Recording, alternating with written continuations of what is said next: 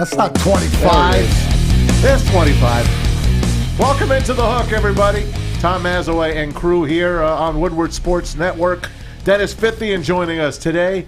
Our good buddy from sports radio back in the day. And Darren McCarty in the house as well. He's all full of piss and vinegar, by the way. Happy birthday. Happy birthday. Happy birthday, Tom Brady on Tom Brady Tuesday. Happy birthday to Tom Brady. And Maz hates Tom too. To Tom Brady. Thank you. You're welcome. Dennis, welcome in, my man. Good afternoon. I'm riled up, Maz. You're leaving. I know. I am leaving tomorrow for a few days. Head to Jersey with the family. Eat some pizza. Walk the boardwalk, hit the ocean. Hey, do you get to choose your itinerary, or does your family do it for you?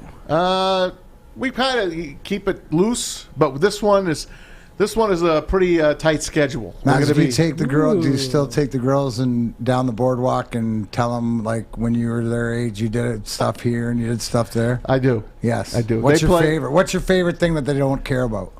That they don't care about? Yeah. Like you always got to show them, or do they? Eating pizza at like 5-6 different places. Oh, like trying a slice out at 5 or 6 different places. Oh, I love that. That's my favorite. In a row. In a row. This is where they film Boardwalk Empire. Yes, exactly. Right, the Boardwalk Empire is Atlantic City.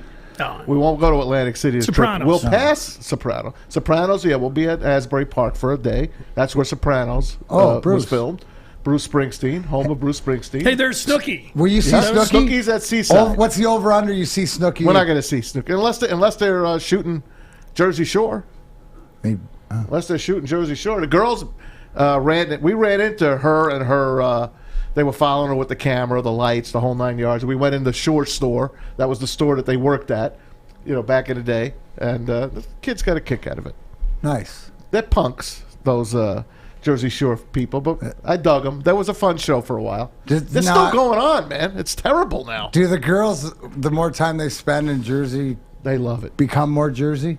Yeah. Yeah, okay. They love it. I just wanted, because they got Jersey blood in them. They do. So I wondered when they... They love buying their Jersey Shore shirts, their sweatshirts, all of that. So they're excited about going. Michigan. Oh, they love going. I love it. They could do without the 10-hour drive, though.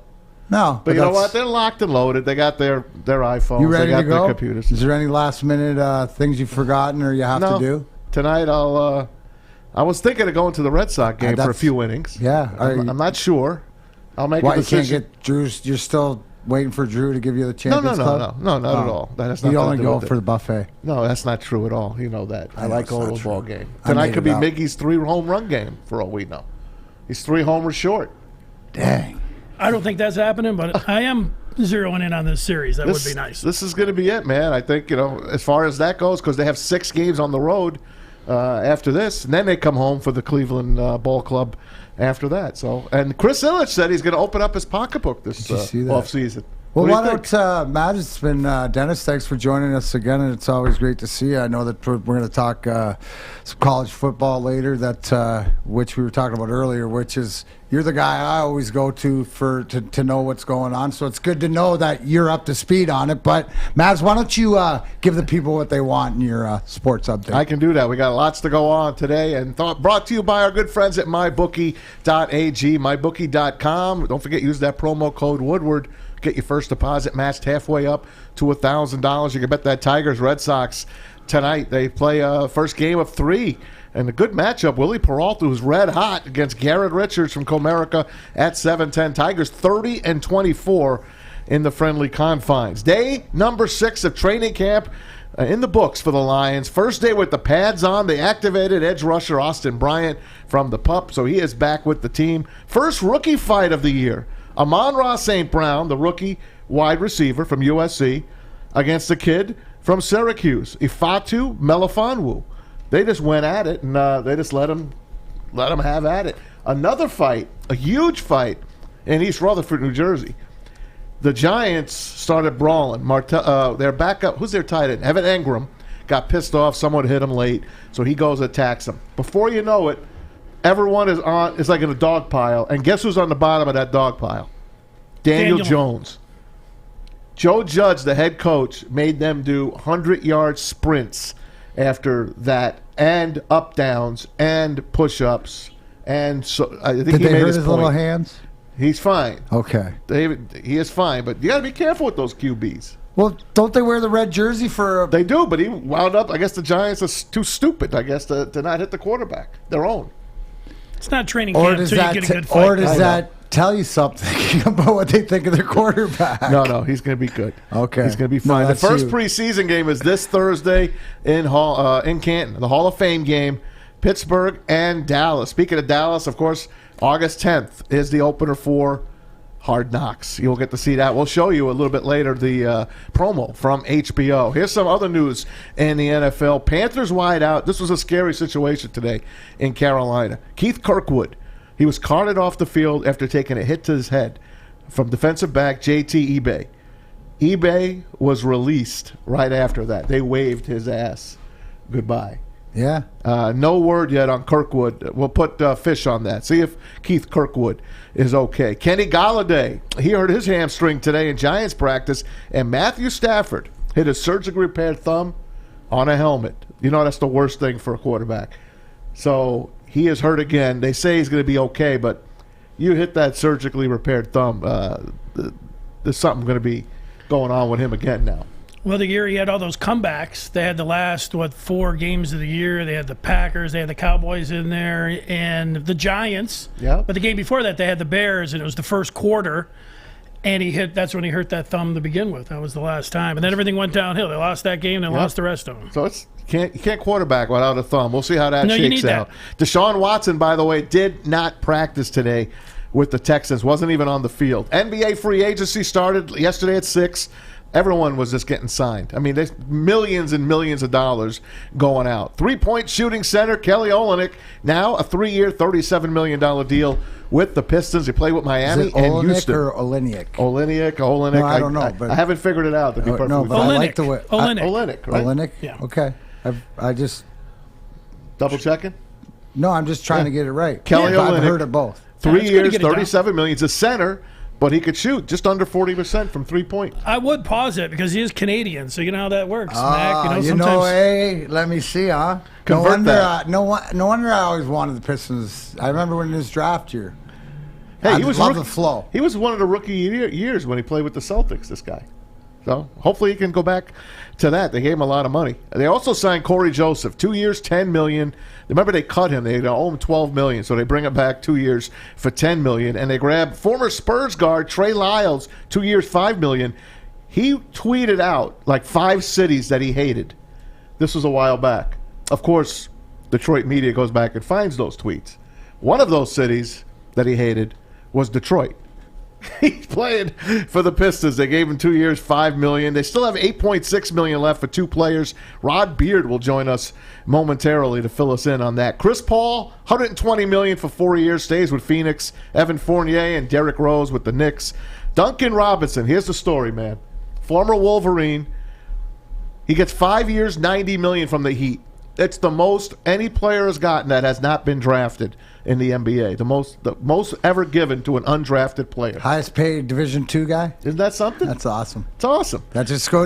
You know, it's the same thing, Maz. And I think in any sport these days we can agree with social media and the internet and stuff like this. If you are good enough, you will be seen. And at the end of the day, you should be able to turn a Duncan Robinson. So don't worry where you play. It's just about getting out there and doing your thing. The NBA also changed. I mean, it went so much to shooting threes and volume threes, and it just so happened that, that's his forte. So it came along at the right time. Like Perfect. 10 years ago, he wouldn't be in the NBA. Probably not. Tokyo Olympics, let's bring you up to date. Men's basketball looking good. They beat Spain 95-81, 29 for Kevin Durant. They get Australia in the semis on Thursday. What time is that game, Fish? That's going to be a midnight game on Thursday? 12:15 a.m. Eastern Thursday morning. All right, let's get it going. It should be good. France, Slovenia will be the other semi. That's 7 in the morning. And it's going to wind up U.S. against Luka and Slovenia in the gold. That would be a hell of a matchup.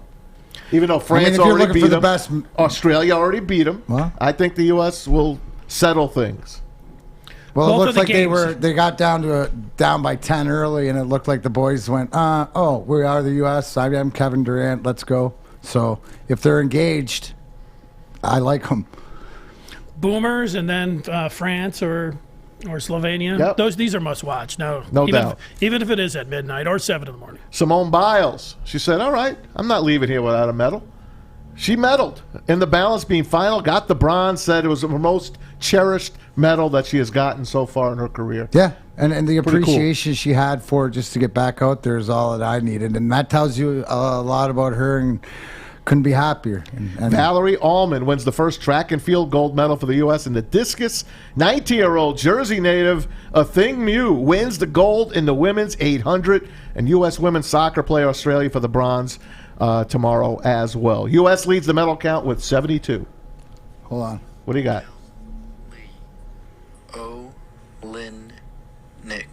Olynyk. Okay. Yep. Thank you. You're welcome. Kelly Olynyk is a Piston, and like we said, Rod Beard will join us momentarily. Now let's go back on this day in sports. 2016. It's rare you see a pitcher hitting, but Cubs pitcher John Lester against the American League's Seattle Mariners. Check out what he does to get a run in. With an opportunity at the plate. 2-2. He gets the bunt down. Runner coming home. Cubs win! With 2 strikes on him, Lester gets a bunt down to score the winning run here in the 12th. And that's a lot. That's a lot harder How what about he that, just huh? did with 2 strikes than even That was picking their off- year. They throwing won a the- pick off to first. They won the World Series that year. That's crazy. That was their year. That's right. He couldn't throw to first. Remember those days? That poor guy? I liked when Daniel Norris hit a home run in Chicago. Oh, yeah. That's what he That's what remembered. that But reminded you know what? me He got he looked good the other day for Milwaukee, by the way. Good luck. Chris Ellis said he's going to open his pocketbook. I'm looking forward to it. The Tigers need a shortstop here. There's a couple of good shortstops that are ready for free agency. Carlos Correa is one of them with the Astros. Of course, That's a Hinch guy. Him and the A.J. Hinch go way back. I don't know, man. How cool would that be to get Carlos Correa this year? Well, it immediately pops to my mind is like when we signed Ozzie Guillen back in the day, sort of but Carlos a little more productive, but having that shortstop. Carlos Guillen? What's that? Carlos Guillen. Carlos Guillen. Yes. What did I say, Ozzie Guillen? Yeah. Yeah, not the manager. I knew yeah. what you meant. Carlos Guillen, when we signed him from Seattle. And He was awesome here. But that's what I'm saying. Yeah. Now, Correa's a little younger than when we got Guillen and more athletic, and he's got pop, and I think that is a high likely. I just love hearing any owner say we're going to spend money. Well, I like to hear it, but it's going to cost like $300 million for Correa. So let's go. Yeah, open up that. When he says he's going to open it up, he's really going to have to. But doesn't that crack mean? that Doesn't open. that show you commitment though? If he delivers, yeah. Yeah.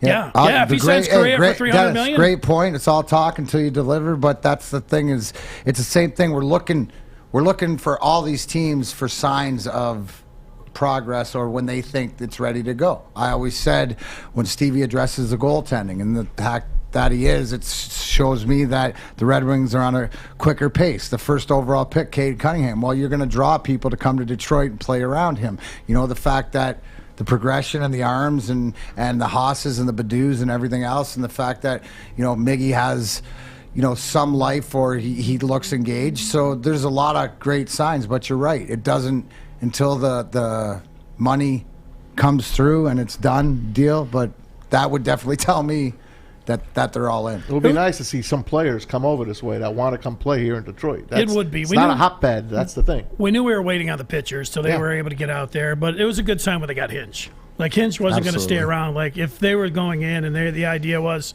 we're not going to spend, then Hinch, he's got it out anyways. He would be gone. So that was encouraging when they got him. And yeah, to actually hear that from Chris Hill, it's the first time that I've heard him say. I mean, he's talked about, we're, it's a process and any other way you can say that. This is the first time that he said, hey, here's the book. He started waving around the cash or whatever he did. He said he was going to do it. Hey, I'll keep That's my fingers encouraging. crossed, man. Good baseball. It's fun to watch. With Red Sox and Tigers coming up at 7:10. But when we come back, the Pistons back at it already. Cade Cunningham, it's already practiced. Our main man, Rod Beard from the Detroit News, joins us. NBA free agency frenzy. The Lakers are really old. We'll laugh about that as well. Keep it right here on The Hook on Woodward Sports Network.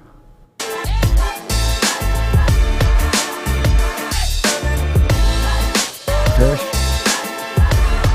No, we got Ross.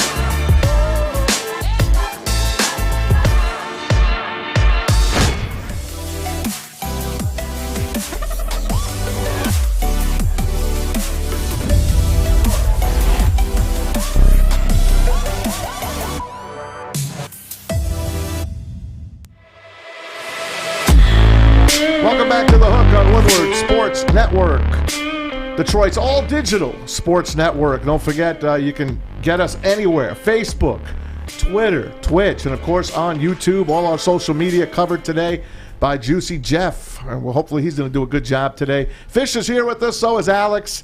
And thank you to Dennis. I almost said Dennis Farrell.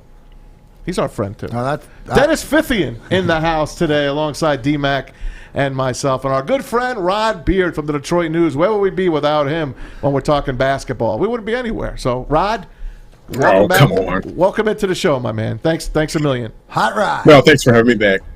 Love to have you, man. Rod, it's always been a joy reading your stuff, but since the Pistons got the #1 pick, man, it just feels like you're a superstar. You're a superstar now, too. You went from star to superstar. So. Congratulations. I know you feel that. I feel it when I'm trying to write something every day, and it matters now. You're not just slogging your way through a tanking season, so it's something different. All right, fill us in. Fill us in on the big three so far. Kelly Olynyk, Corey Joseph, and Trey Lyles, who hates Detroit.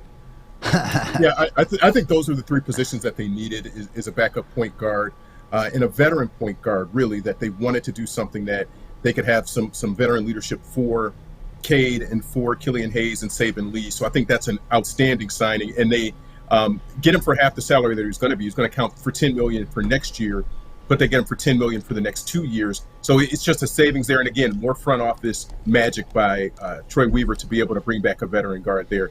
And you get Kelly Olynyk, 3 years and 37, whatever the number is. Yeah. But you get a perimeter big man who can shoot from three. Defense is going to be a question mark there, but you can play him with Isaiah Stewart if you want to. You can play him with Jeremy Grant. You can do a lot of different things. So I like that they went off the board there a little bit to get somebody else. And Trey Lyles, I think it's just another body to have there. They don't have truly high expectations for him, but if he's a body there, you get in foul trouble. Maybe he's right behind Sekou Doumbouya in the rotation. You just have somebody else there, and at 6'9", I think that's a value pick that they're doing there. How real? We're joined by Rod Beard, obviously, catches beautiful writings, as Dennis said, in the Detroit News. But now that it's real, Cade Cunningham's got to practice in. They're signing these guys. Where do you rank this team from at the end of the year to right now, as far as how much of an improvement have they made? I think the Cade Cunningham addition is going to improve them significantly, and it may take a little bit of time. I asked about how he played during the first couple of practices, and they didn't want to get too far overboard.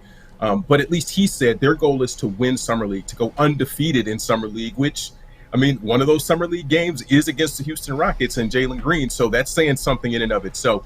But I think it's just that confidence and the brashness that he brings with that. It's a quiet and understated confidence. He doesn't have to be the center of attention there, but just the fact that he's going to be in the mix of things, and we'll see that, how much he's able to carry that in Summer League. And that starts on Sunday, that these games are going to begin.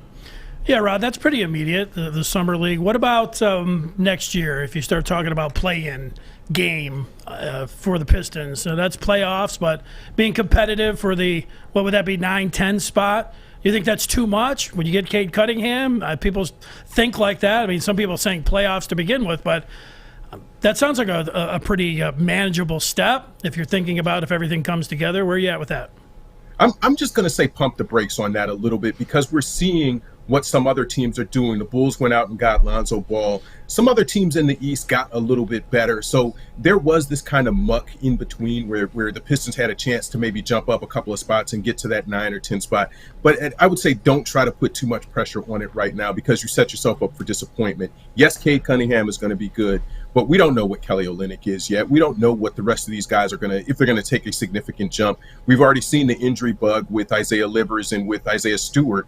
So that's going to stunt that growth a little bit there too. So I think it's just, let's just take the ride, see what it is right now. And when the season starts, those first couple of games will give you a good gauge. Enjoy Cade Cunningham and having Cade Cunningham instead of putting a big expectation on it, at least for right now. Hey, Ron, I wanted to tell you, it just came over. I know we've been looking for it. We've been expecting it. Steph Curry, 4 years, $215 million. It's the first time in NBA history that a player has gotten two $200 million contracts. Actually locks him up with the Warriors now through his prime. This is a team I think rebounds big time this year. What's your take on that? Yeah, I think the Warriors are going to be an underrated team in the West. We know they're so loaded now with Phoenix ascending a little bit and the Jazz doing the same thing. People are forgetting about Golden State and just the additions that they've made and expecting to have Klay Thompson back and all of their pieces back. I think they're just going to be a fun team to watch also. But again, don't put too high expectations on anything that they're doing because you just don't know what you're going to see just yet. Did you put any other up and down arrows? Like I know you just mentioned Chicago a minute or two again. They did all right. They did. Philadelphia gets Drummond. We know where they were at last year, number one. And the Heat, and that was pretty good, right? Isn't it ironic, like him and Embiid are together and they squabble a little bit? Oh, that's going to be – I just need to be a fly on the wall for the first time because just covering when they played each other, there was so much talk back and forth. And at least on Embiid's side, it's just theatrics. There's nothing there. And Drummond always tried to brush it to the side. But how do you kind of – sit down and say it's like two people who got divorced and you're sitting down and you're trying to have dinner. Well, what are we going to talk about? Well, I used to hate you. Well, I used to hate you. Well, now let's be teammates. All right, well, whatever. Oh my God, that should be fun, man. How about Chris Paul rips up his contract and he gets a 4-year $120 million deal? By the time he's done with this, he's going to be earning over $447 million in his career. Yeah, he turned down, I think it was $41 million this year. Yeah. And I'm like, how do you turn down 41? Well, if you're getting a bigger bag and you're getting $120 million, then it kind of makes it worth it. But yeah, I think that's more of a reward for what they were able to do this year and all of the leadership that he brought to that team and getting them to the finals. And we've seen before how you pay for past performance. Look at Mickey's case and how it just doesn't work out all the time. I think in Chris Paul's case, you'll get some of that value out of it. Maybe the first 2 years will be true value, and the third year is just kind of you take what you get at that point. But I think they're excited about it, and I'm surprised they scratched that check out, but they did.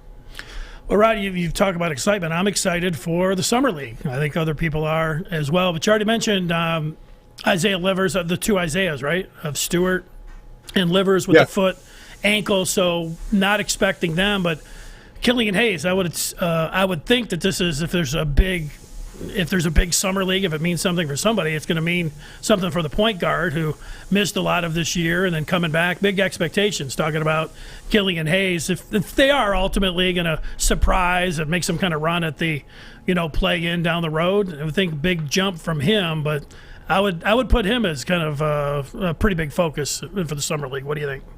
Yeah, and I think it's a dual focus with Killian Hayes and Cade Cunningham and how they mesh together. And what Dwayne Casey was saying today is that they don't want to think about them as a point guard and a shooting guard or a point guard and a wing. They just want them to be positionless, which is, I think, is the right way to do it, to think about it and not put all the pressure on Killian to handle the ball and to facilitate the offense. Put it on both of those guys. Let them switch back and forth. And when you get Saban Lee or Corey Joseph in it, when you talk about next season, maybe Cade has a different role that he plays with them. But yeah, let him be a hybrid. Let him be positionless and just go out there and be a basketball player. And I think that's what's going to be one of the most fun things to watch in the summer league is how that works. And then even with Luka Garza and Bosa Koprivica, just how those two centers start to develop, because there may be some minutes there somewhere for them along the way.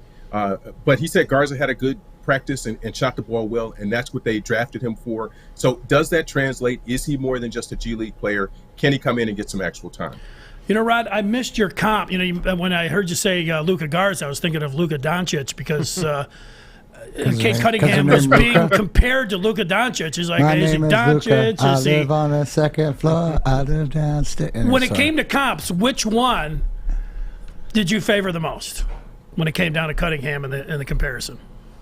I like the Grant Hill comp for him, that maybe he's not as explosive as Grant Hill, but he has the same type of skill set where he can drive and get to the rim at 6'8". Maybe he's a better three-point shooter at this point in his career.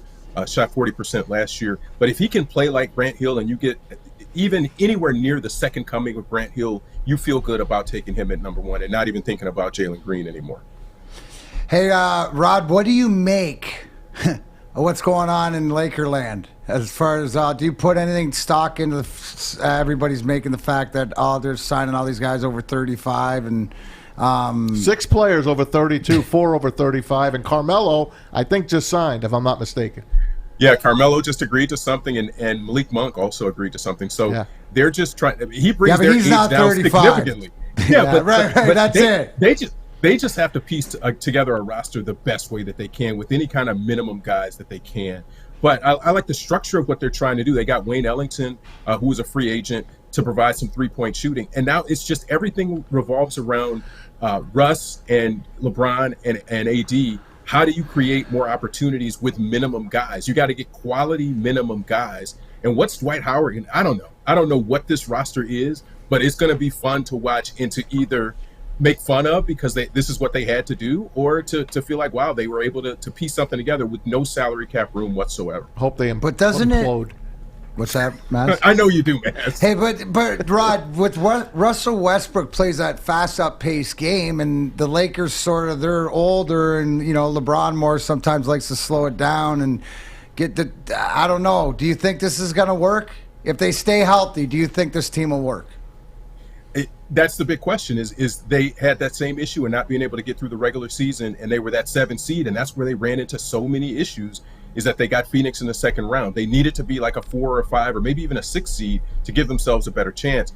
I think the regular season is going to be more important for them than anything else in setting themselves up for the playoffs and being able to muscle their way through that. Same with the Nets, same with some of the other teams. You can't just run through it in the regular season. You've got to actually win some games and get a good seed and stay healthy above all. Warriors will run them out of the gym. I can't wait for that day. The West is going to be tough, and that's the problem there. Is it's not going to be a walk in the park for any of them at all. Duncan Robinson gets $90 million. The kid could shoot, and Dennis said 10 years ago he'd probably be out of the league, but because of this league, the way they play now, Duncan Robinson, an undrafted player, gets $90 million.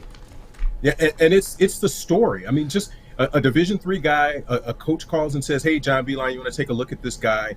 He gets to Michigan, goes undrafted, gets on a G League team, and makes a spot for himself in the NBA because of his shooting and his work ethic. He had to grind in the G League to get an opportunity. He takes advantage of them getting to the finals and parlays that into a $90 million deal. Wow. More power to absolutely. him for all of the work, because that's not a favor that was done for him. That is hard work to get in a position and take advantage of the opportunity when it came to him. Rod Beer joins us, Detroit News, of course. Where do you see Dame Lillard going now? All this money out there and all these spots being sucked up. Where's he going?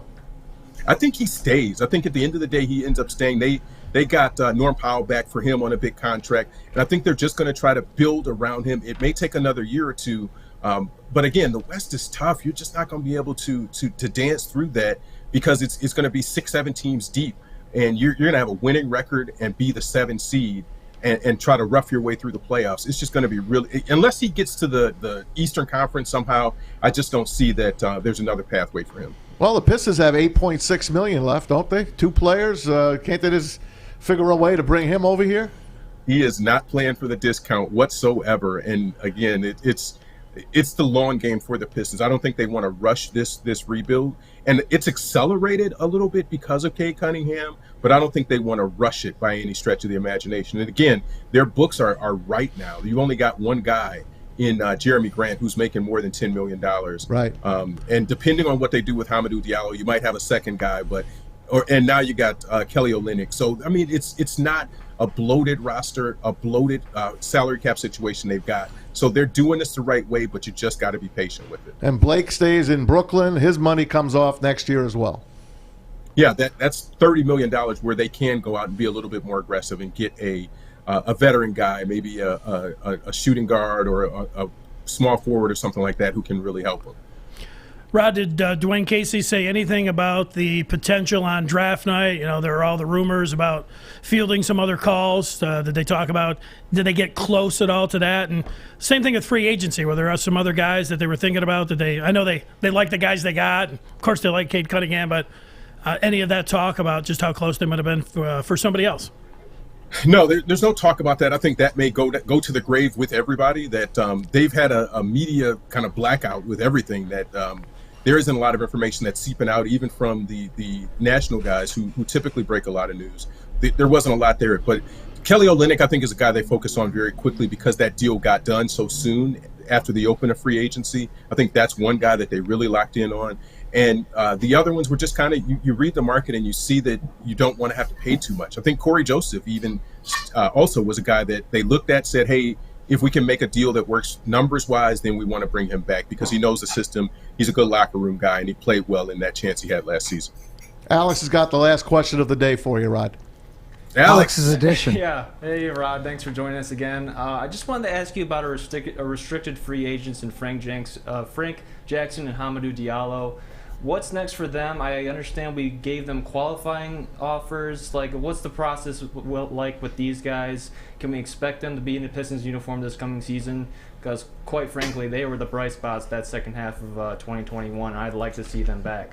What say you? Yeah, I would think both of those guys are restricted free agents. They got qualifying offers, so they can accept those offers. And if another team offers more than that, then the Pistons have the right to match any of those things, any of those offers. So I would think in Frank Jackson's case, it's going to be a couple million, maybe $3 million or so, maybe a little north of that. And in Diallo's case, maybe you're talking 10 to 12 million. And the Pistons can match that and go over that other offer and go over the cap to do that.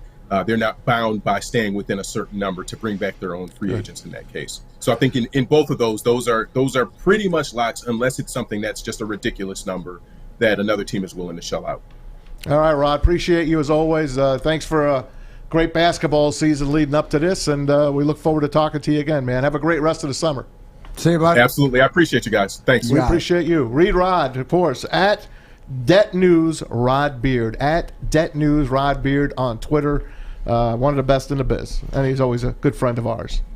So good stuff, guys. So we got our basketball stuff going, but NFL, that's driving now. It's time to go to Lions camp when we come back right here on Woodward Sports Network, On the Hook.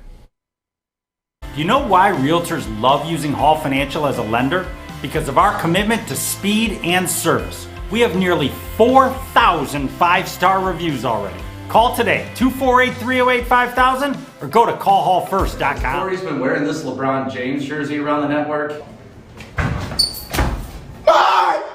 It's been falling down a lot. And really, that's it. Dan Campbell is going to be the man for the Lions. Don't you agree, Kory? I didn't even touch you.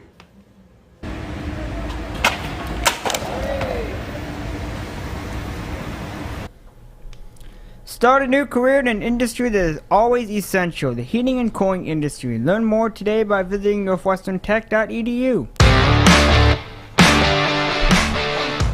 I didn't know Fish had AC in that fishbowl. He's all pimped out. Bring us back, Dennis. All right. Good afternoon. It is The Hook with Mac, Miz. Dennis Fithian in with these guys. And it's Woodward Sports Network. I told everybody yesterday that I haven't been in my car much over the last 16 months. But yesterday, I went in and I was like, let me get that app. Typed it in, downloaded it in like 20 seconds. Next thing you know, I was rolling. So I would encourage people to get that. Yeah, Woodward Sports app. Network it's easy. It takes like 5 seconds. iPhone. Yeah. It's good stuff. Yeah, I always listen except when Maz is on. Yeah, so it's all good. Of course. Hey, thanks for getting me that Coke today. No, thanks for the covert setup. The karma. If you don't believe karma is real, I'll tell you this. This is a true story. Dennis was wondering. He's full of shit. Where the bottled water is, and I'm never full of shit. I'm always about accountability and the truth. And so Maz says, "Hey, Mac will go show you where it is, and give Dennis as my witness." So I go and think there, and I get a Coke, and I get Dennis some water, and they don't have any cookies. It's another issue, but Jesse's been drilled. There was no chalk chip cookies or anything like that. I think that's because Pilar's not here, so they're playing favorites. They're trying to open up Royal Oak Roast. Anyway, so we can't come back in. I usually get Maz a Diet Coke, but I figured since he was telling me to go show our guest, he would have said, grab me a Diet Coke, but I didn't. He didn't get it. He was pissed. It backfired. It's karma. He only wanted me to go. He didn't care about Dennis. He cared about his Diet Coke. He didn't get it. Don't be mean. It's not true. Darren always brings me back something. I never have to even ask him for it. I brought you back a brownie. When it comes down to it, he just didn't give a shit. That's what it comes down to. Did I not bring back a heated brownie? Okay. And did Maz not eat 3/4 of it, Alex? I ate a piece. You didn't eat a piece? You ate 3 pieces. No, I ate a little Why piece. You lie? See, the whole thing is if you would just not lie to the people. Mac, I have a question. You went and bought a Coke for yourself when you went with Dennis to go get his water. When you were grabbing the Coke, how did it not occur to you? It did. Someone else. It did, and then I thought he must have one, because he didn't say grab me a Diet Coke. Because usually if he's sitting in the office, I can see if he's had them or not. Because there's been some times where he hoards them and then he puts them in the freezer and they get stolen and all this stuff. So I didn't want to have to go through that. I made a judgment call. And obviously the way he's acting, Alex, I don't feel bad at all. Good. And you know what? Afangul the Maz, getting them all warmed up for Jersey, going home to see the people. We're getting them Jersey ready. Hey, all right. That's okay, Mac. Are these mean people in Jersey? I still Maz? love you. No, Jersey people are good people. They're good people? Yeah, don't listen to anybody. Listen, there's some mean people that are good people. There's mean people everywhere. There's mean people that are good people? Yeah, they're just mean. What the hell? Or grouchy, like you call me. I didn't say you were grouchy. But you're not grouchy about the Lions, are you, Maz? No, I love my Lions. Absolutely. Matter of fact, I'll be back home just in time to go to that first game. If we can get a credential from the Lions, we'll see how that goes. If not, I'll just pick myself up a ticket. No biggie. But anyway, Kory Woods, who is our Lions reporter. You're not going to digress? I'm not going to digress. Okay. Anyway, Kory Woods, who has been spending his time at Allen Park. I asked him if he had heat stroke yet. He's like, no, the last 2 days have been actually really nice, and they put the pads on for the first time today. Dan Campbell has got injuries. You bring back Austin Bryant from the PUP list, so he is practicing the edge rusher. They need him. He's injury prone, former 4th-round pick. But they talked to Dan Campbell on dealing with the injuries and bringing back Austin. It's tough. Coming from somebody like me who's had, I had 13 surgeries when I played, so I know what enters the brain when it's hard to tell yourself you're okay because when it happens so much, and the only way to really, to truly feel like you're ready is you got to go through some stuff. You have to do football type drills you have to be able to go against the sled and a kind of a guy over you, and because it kind of takes your mind off of the injury. And it's the best way to acclimate yourself into it, more than just that, you go out there and he's working with the trainers and it's like you're going to do this bag drill. All you think about is what is hurt. You do, but now all of a sudden you get with the rest of your teammates and you're getting coaching and you start to forget about the fact that, hey, this is where this thing was hurt. We know he's ready. We'll be smart with him. We'll acclimate him. And like I say, today, individual. Tomorrow, hopefully individual and a couple of reps, but we'll see where he's at. And then maybe the next day, we're just going to slowly begin to bring him back. And I told him that. I said, listen, we're going to be smart with you as a staff. We're going to get you to where you get your comfort level back and you're able to grow and develop. But we're not going to just throw you to the wolves and say, all right, let's redline you and blow this thing back out. That's not our intention. We're going to be real smart with him. Shep's going to do a great job. It'll be good to get him back. Barnes just a little tight hammy.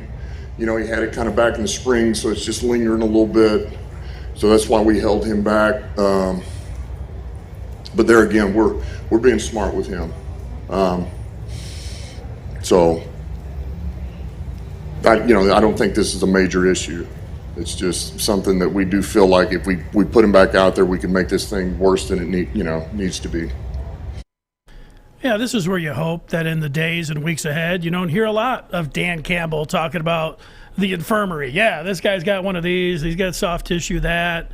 And you said, hey, we're doing relatively okay. We've seen it already across the league. See the Colts getting hit with 2 of their major stars. We saw the Heisman Trophy winner going down for 3 weeks. You don't want to see any of that. What I did and what I do hope to see is Penei Sewell in a little one-on-one battle with the defensive ends. I know they said he's going to go up against Aquara. Yep. Let's see that. Let's see Sewell and Flowers. I'd love to see that particular video. And coming up here, I did talk all the years. You go down to the training camp, you talk to the reporters and everything. I had a conversation with one last night. I said, look, you got to tell me something. I'm going to be on with Mac and Maz tomorrow. I'm going to be talking about the Lions. So you got to give me something. Give me a training camp hero or somebody to follow. And I got that name for you. So we'll do it coming up here in a couple minutes. I'll give you that. But let's hear a little bit more from Dan Campbell, who talked about who's the bully out there and the enforcer at training camp. I was going to sign a player to do that. Or we're saying this player's already on this roster? It'd probably be Kabinda. Probably be like, hey, Kabinda, why don't you go over there and just, Just slap that guy right in the head after the play. Probably be Kabinda. I think Kabinda would do it. Kabinda would be like, all right, I got you. I was going to sign a player to do that. Or we're saying this player's already on this roster? It'd probably be Kabinda. Probably be like, hey, Kabinda, why don't you go over there and just, just slap that guy right in the head after the play. Probably be Kabinda. I think Kabinda would do it. Kabinda would be like, all right, I got you. Well, there's your bully, I guess. Enforcer, excuse me. You have the bully. I made that up. Oh, okay, you did. Yeah, but does anybody ever wonder, how people start their day?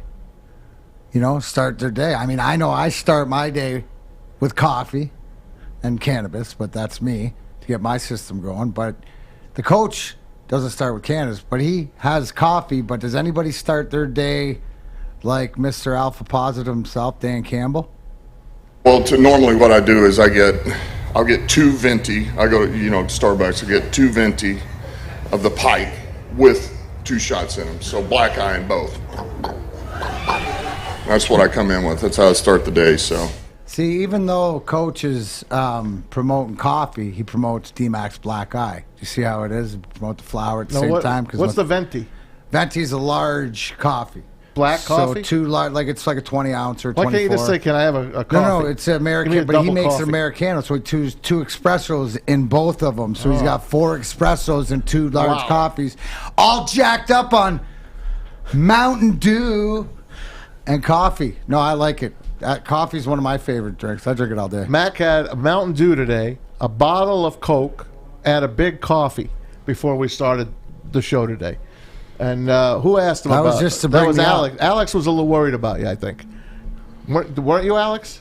Yeah. Well, it's the only way that as the people see, I can give you the Bronx cheer on the way out. It's the only way I get to act as annoying as you do from Jersey. I like coffee too, but that's a double shot.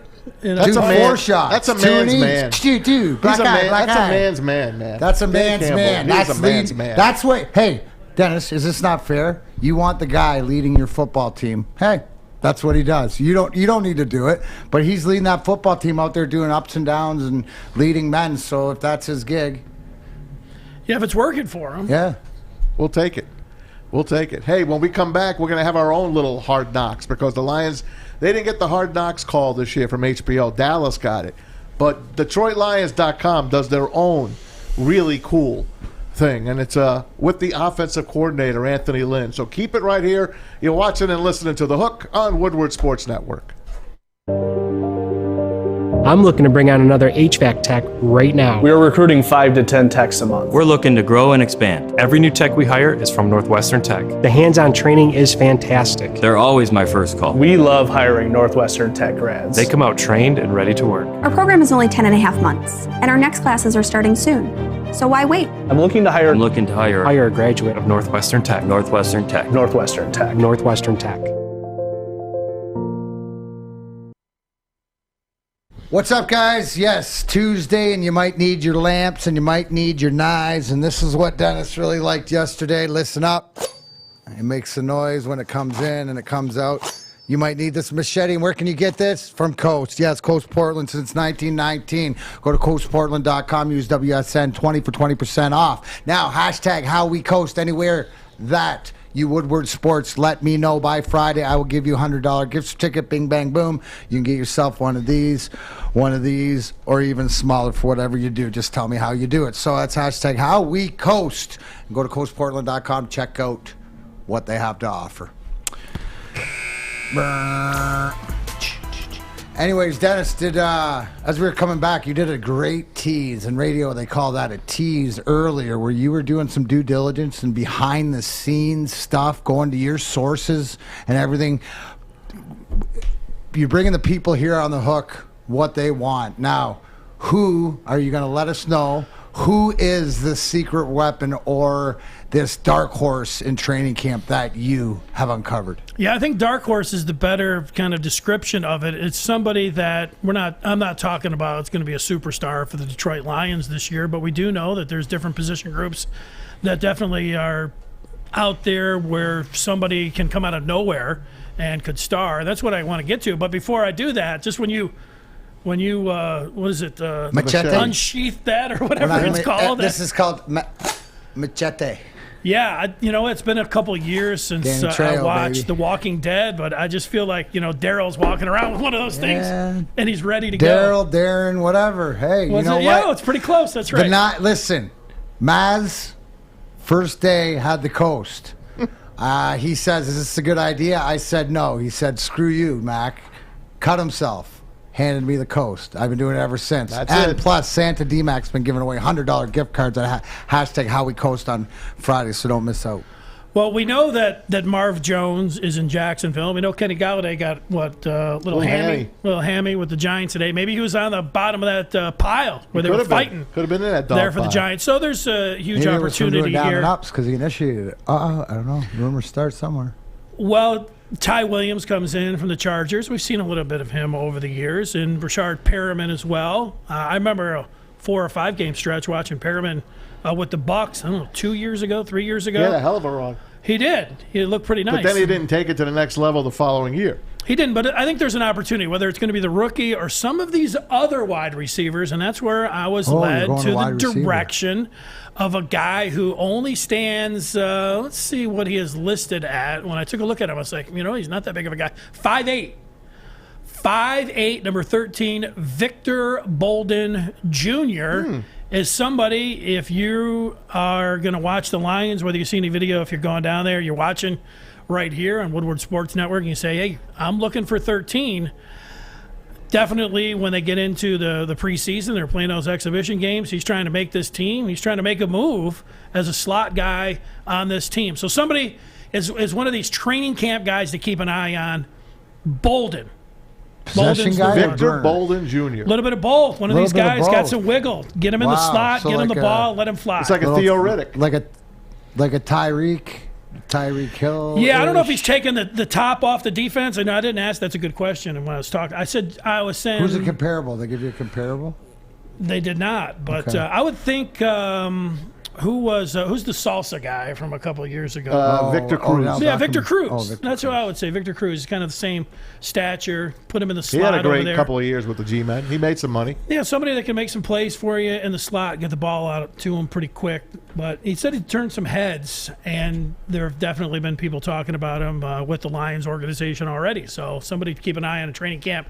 That was the question I put to him. He said this is the guy right now that he would point to. Bolden. So there we go. Bolden love Jr., number 13. Well, continuing on with the Lions, they had offensive coordinator Anthony Lynn. Yes, he's going to have a huge influence on this team and this offense. Well, the Lions did a great, as Maz was alluding to before the break. There's no 30 for 30 or hard knocks or anything going on, but the Lions put this out. So, but he was, if you remember, last year, Hard Knocks was the Chargers and Rams. So Anthony Lynn was mic'd up last year. He did a good job last year. He did a great job. Yeah. And he's there virtually talking to his players on the computer, seeing what he has in camp and all. And then guys getting sick and guys, having to do those COVID tests daily, all the time. So he's got used to wearing a microphone. And this is him. Check him out from training camp. Anthony Lynn, courtesy of DetroitLions.com. Well, it's a lot of vitamin D out here today, isn't it? Yeah, this weather's awesome, though. What's up, guys? Fed? Oh, yeah. I'll put it where you see it. Hey, you ever heard Griffin man outdoors? You want me on? You remember when, I know, Popo. Popo, too. Popo. Who's Popo? Me. You know what I'm saying? Good call. I was like, whoa. The media tour. All right, unbelievable. Unbelievable. They told me last week, and I was like, yeah. I said, remind me later. Let's have a great day, baby. Let's have a great day. You know what I'm saying? Why not? Let's have a great day. Little Juice, what's up, Ty? Let's get it. Two helmets, huh? You may need that for tomorrow. Finish. Boom. There's your wall. Hey, Swift. Hey, don't be afraid to put your foot in the ground. These wide zones can come all the way out the backside. Full speed, I think you saw that easily. John, are we good over here? We good? Okay. I know. I got you. Okay, that's nice right there. Good switch off right there. There you go. Good. That's right, Panay. Let's go, baby. Have a good day. Let's go, Timmy. Have a good day, man. Have a good day, baby. Have a good day, baby. Have a good day. Good. How you doing, man? Good to see you. Yeah, Dwayne. Yeah. Been acclimated to Detroit? Been acclimated, man. It's gold, man. I never spent much time here before. I mean, weather like this in the fall, I mean, my goodness. A lot of energy in the city. I love it here, man. There you go.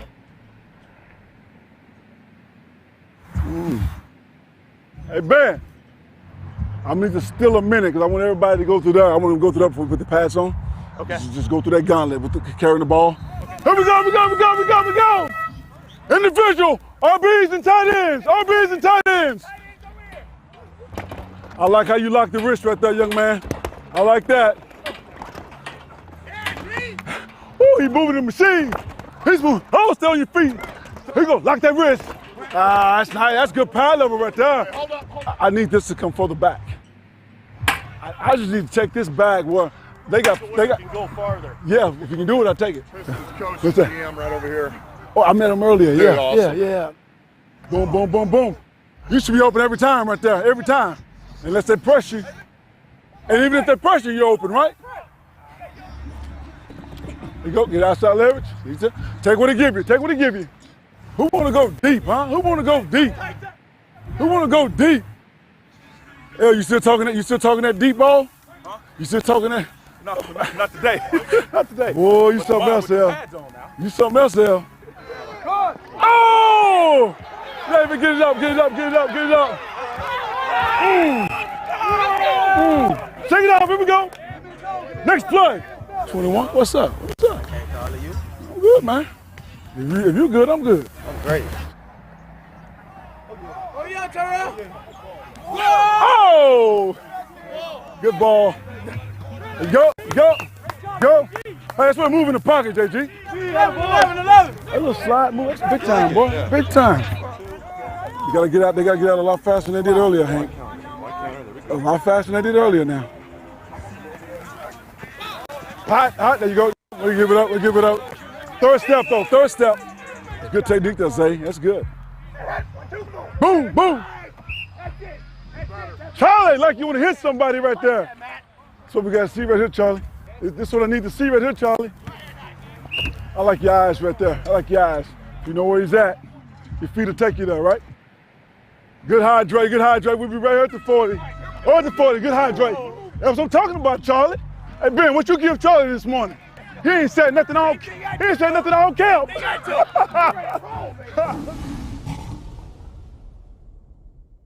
Great stuff from DetroitLions.com.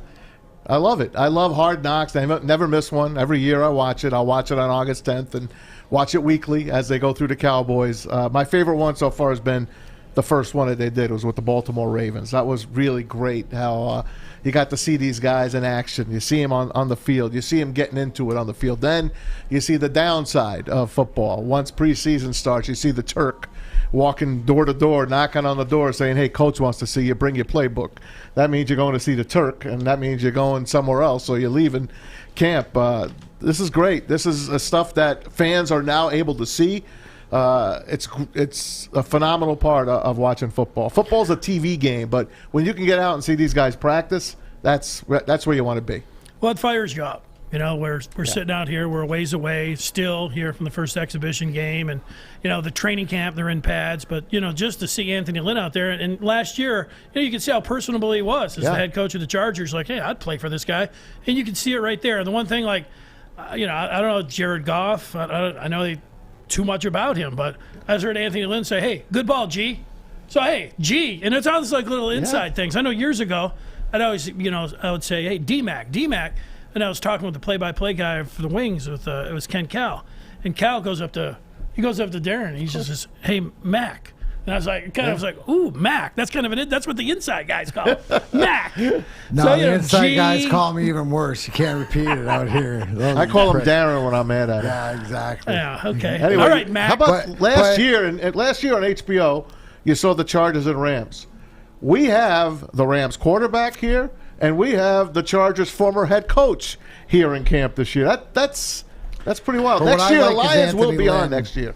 You know, that little clip about loving the city, loving the weather, happy to be here, the energy, right? That's what, that hope and the fact that you have guys here that are willing to do the work. That's all it is. So, well, it doesn't matter. It's ironing things out. This is what training camp's for. So whether Goff looked good today or didn't look good, that's irrelevant. It's about keeping guys healthy and having that offensive line and defense sort of come together and just sort of get to know each other. But it's the work ethic, and you see it there that, high energy breeds, the guys' high energy too. So. Yeah, when you go out to training camp, you're looking for things like, you're going to see Jared Goff out there, and he throws the football 50 yards down the field. It's not like you're going to say, hey, this guy is ready for a great season or anything. But, he threw a really nice ball in coverage there to Tyrell Williams. Now, Williams dropped that ball. I mean, that should have been one, like he said, it's something you just put in the back of your mind. It's not like you're sitting out here saying, hey, Williams drops the ball. Or Goff was that Blaine? No, I thought Goff threw it. Goff is G. Okay. Said good ball, G. All right. Anyway, good ball. I like catch the ball. If you could, what is it? If you can touch it, you can get it. Next Friday, it'll be the first game against the Buffalo Bills at Ford Field. Looking forward to getting this going. They only have 3 weeks this year to show what they got. I would be zeroed in on Sewell if I was there at camp, just seeing how he looked, dropping back, going up against the other defensive ends, especially in the first day of pads. Switching positions the way he has. See how he handles some twist games, all those different things, against like Flowers. We said earlier, going up against Romeo Okwara is going to be great, a great test early on to get him polished for the season. Week 1, of course, will be the San Francisco 49ers. And yesterday I read you something online that Kyle Shanahan said. I misread it. I thought he said that he thinks Trey Lance could be ready for Week 1, when in fact he said, I don't see Trey Lance being ready for Week 1. Plus, Jimmy G is a great football player, quote unquote, from Kyle Shanahan. So more than likely you're going to see Jimmy Garoppolo under center for the Niners. Did anybody else ever feel that, like McVay and Goff and Shanahan and Garoppolo they estranged from their quarterbacks, but through everything that's happened, it's sort of Kyle Shanahan's watched what happened between McVay and Goff and how that relationship and whatever, and sort of embraced Jimmy G. So now it's imperative that he says in every quote, every sentence, "Oh, he's my guy." Yeah, he's the number one guy, trying to nurture it at least, and at least that shows me that Trey Lance is not ready, right? The minute he is ready, he might drop that, good quarterback thing. We might see him Week 1 at halftime, depending on how the Lions handle that Niners team. That's a good team. Oh, look, Justin Herbert was great last year, and Sure he didn't was. start the season. It took a needle in Tyrod Taylor's lung, to be able to get Herbert out there. What a disaster that was. Maybe it would have been a couple more weeks. It's unusual to get rookie QBs in there. I saw him throw a P at 70 yards the other day on the internet. 70 yards in the air, he threw that ball and dead on led the receiver. He threw a P. Yeah, it was like a P, nonetheless. Hey, when we come back, would you watch the Super Bowl on pay-per-view? Oof, it could be happening. We got proof. We're going to tell you about it. You're watching and listening to The Hook on Woodward Sports Network. Tony is a third-generation logger that has a simple, practical approach to life and work. That's why his Coast DX342 knife is perfect for him. The stainless steel blade is rust-resistant and made for all-weather use. And the double roll-lock safety ensures that it will never inadvertently close when he doesn't want it to. That's why Coast is trusted tough. Morning, Art. Morning, DMac.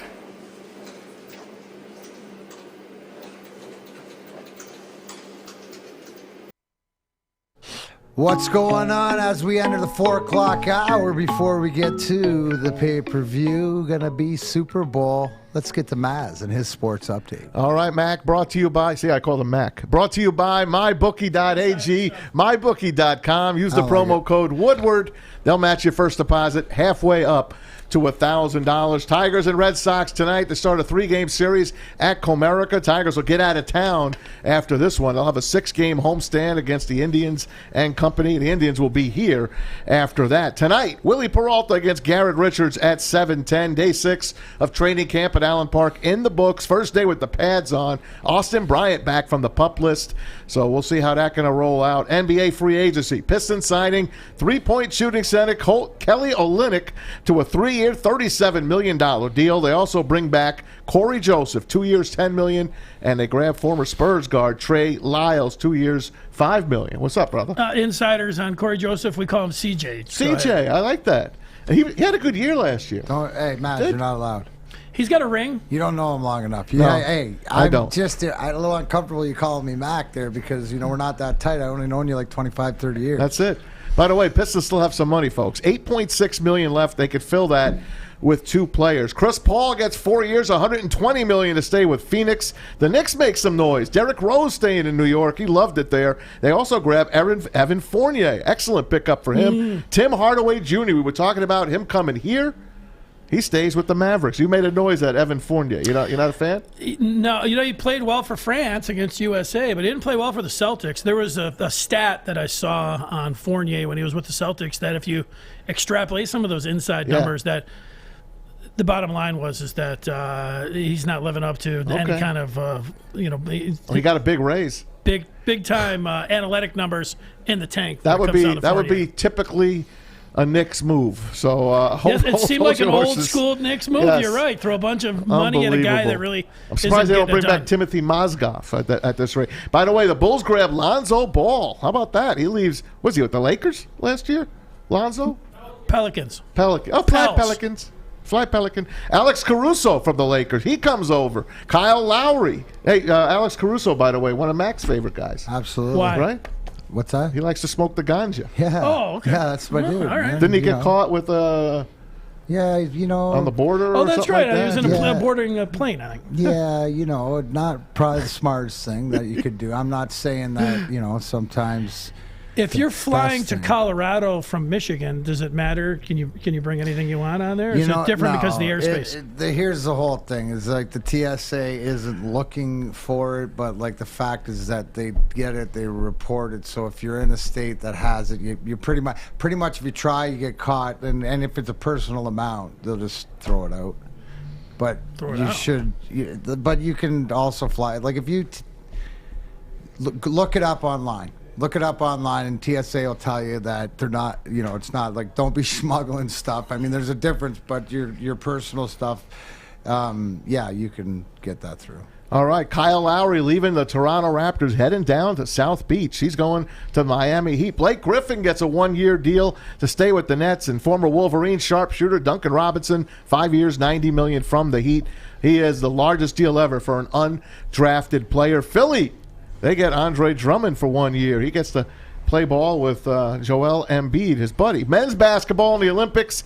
They beat Spain 95-81, 29 for Kevin Durant. They get Australia in the semis on Thursday. France, Slovenia in the other semi. Of course, the gold medal game is going to be a good one no matter who is in there. U.S., I think, is going to be unstoppable going forward. Simone Biles earning the bronze in the balance beam final, and the U.S. leads the medal count with 72. And let's go back to 1987. A little trickery. Now you get pitchers, they got to check their glove for that spider tack and all of this. This is old school. Phil Niekro. Check what Phil Niekro tries to, get rid of the evidence in 1987. Kelly Gruber got his 9th. Jeff Musselman was the winner. He's 10-4 coming out of the bullpen for Toronto. Floyd Bannister was the loser, 6-9. Niekro drops it in for a strike, 2-1. New York got beat. Cleveland 2, New York nothing. Tom Candiotti threw a one-hitter for his second shutout of the season. Candiotti's no-hit bid was spoiled by Mike Easler's leadoff bloop single to center field in the 8th inning. For the game, Candiotti struck out 5 and walked 1.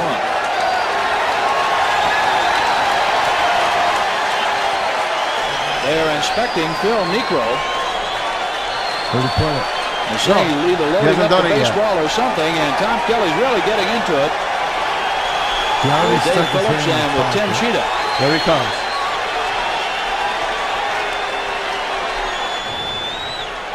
Dave Phillips took a baseball of Gaylord Perry's to New York one time.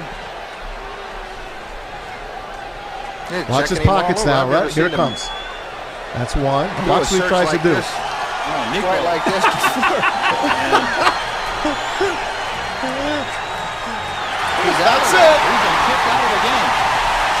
Oh, man, he's got to have a trap. He's got to have a trap door there to push it when he puts his finger in to knock it down into his sock. Oh, my God, he should have. That was an emery board, in case you didn't know. So we had sandpaper and an emery board, or a nail file, as we call it, old school, in his pocket. Because he was a knuckleballer. He was a knuckleball. Later, the next night, they had a night off.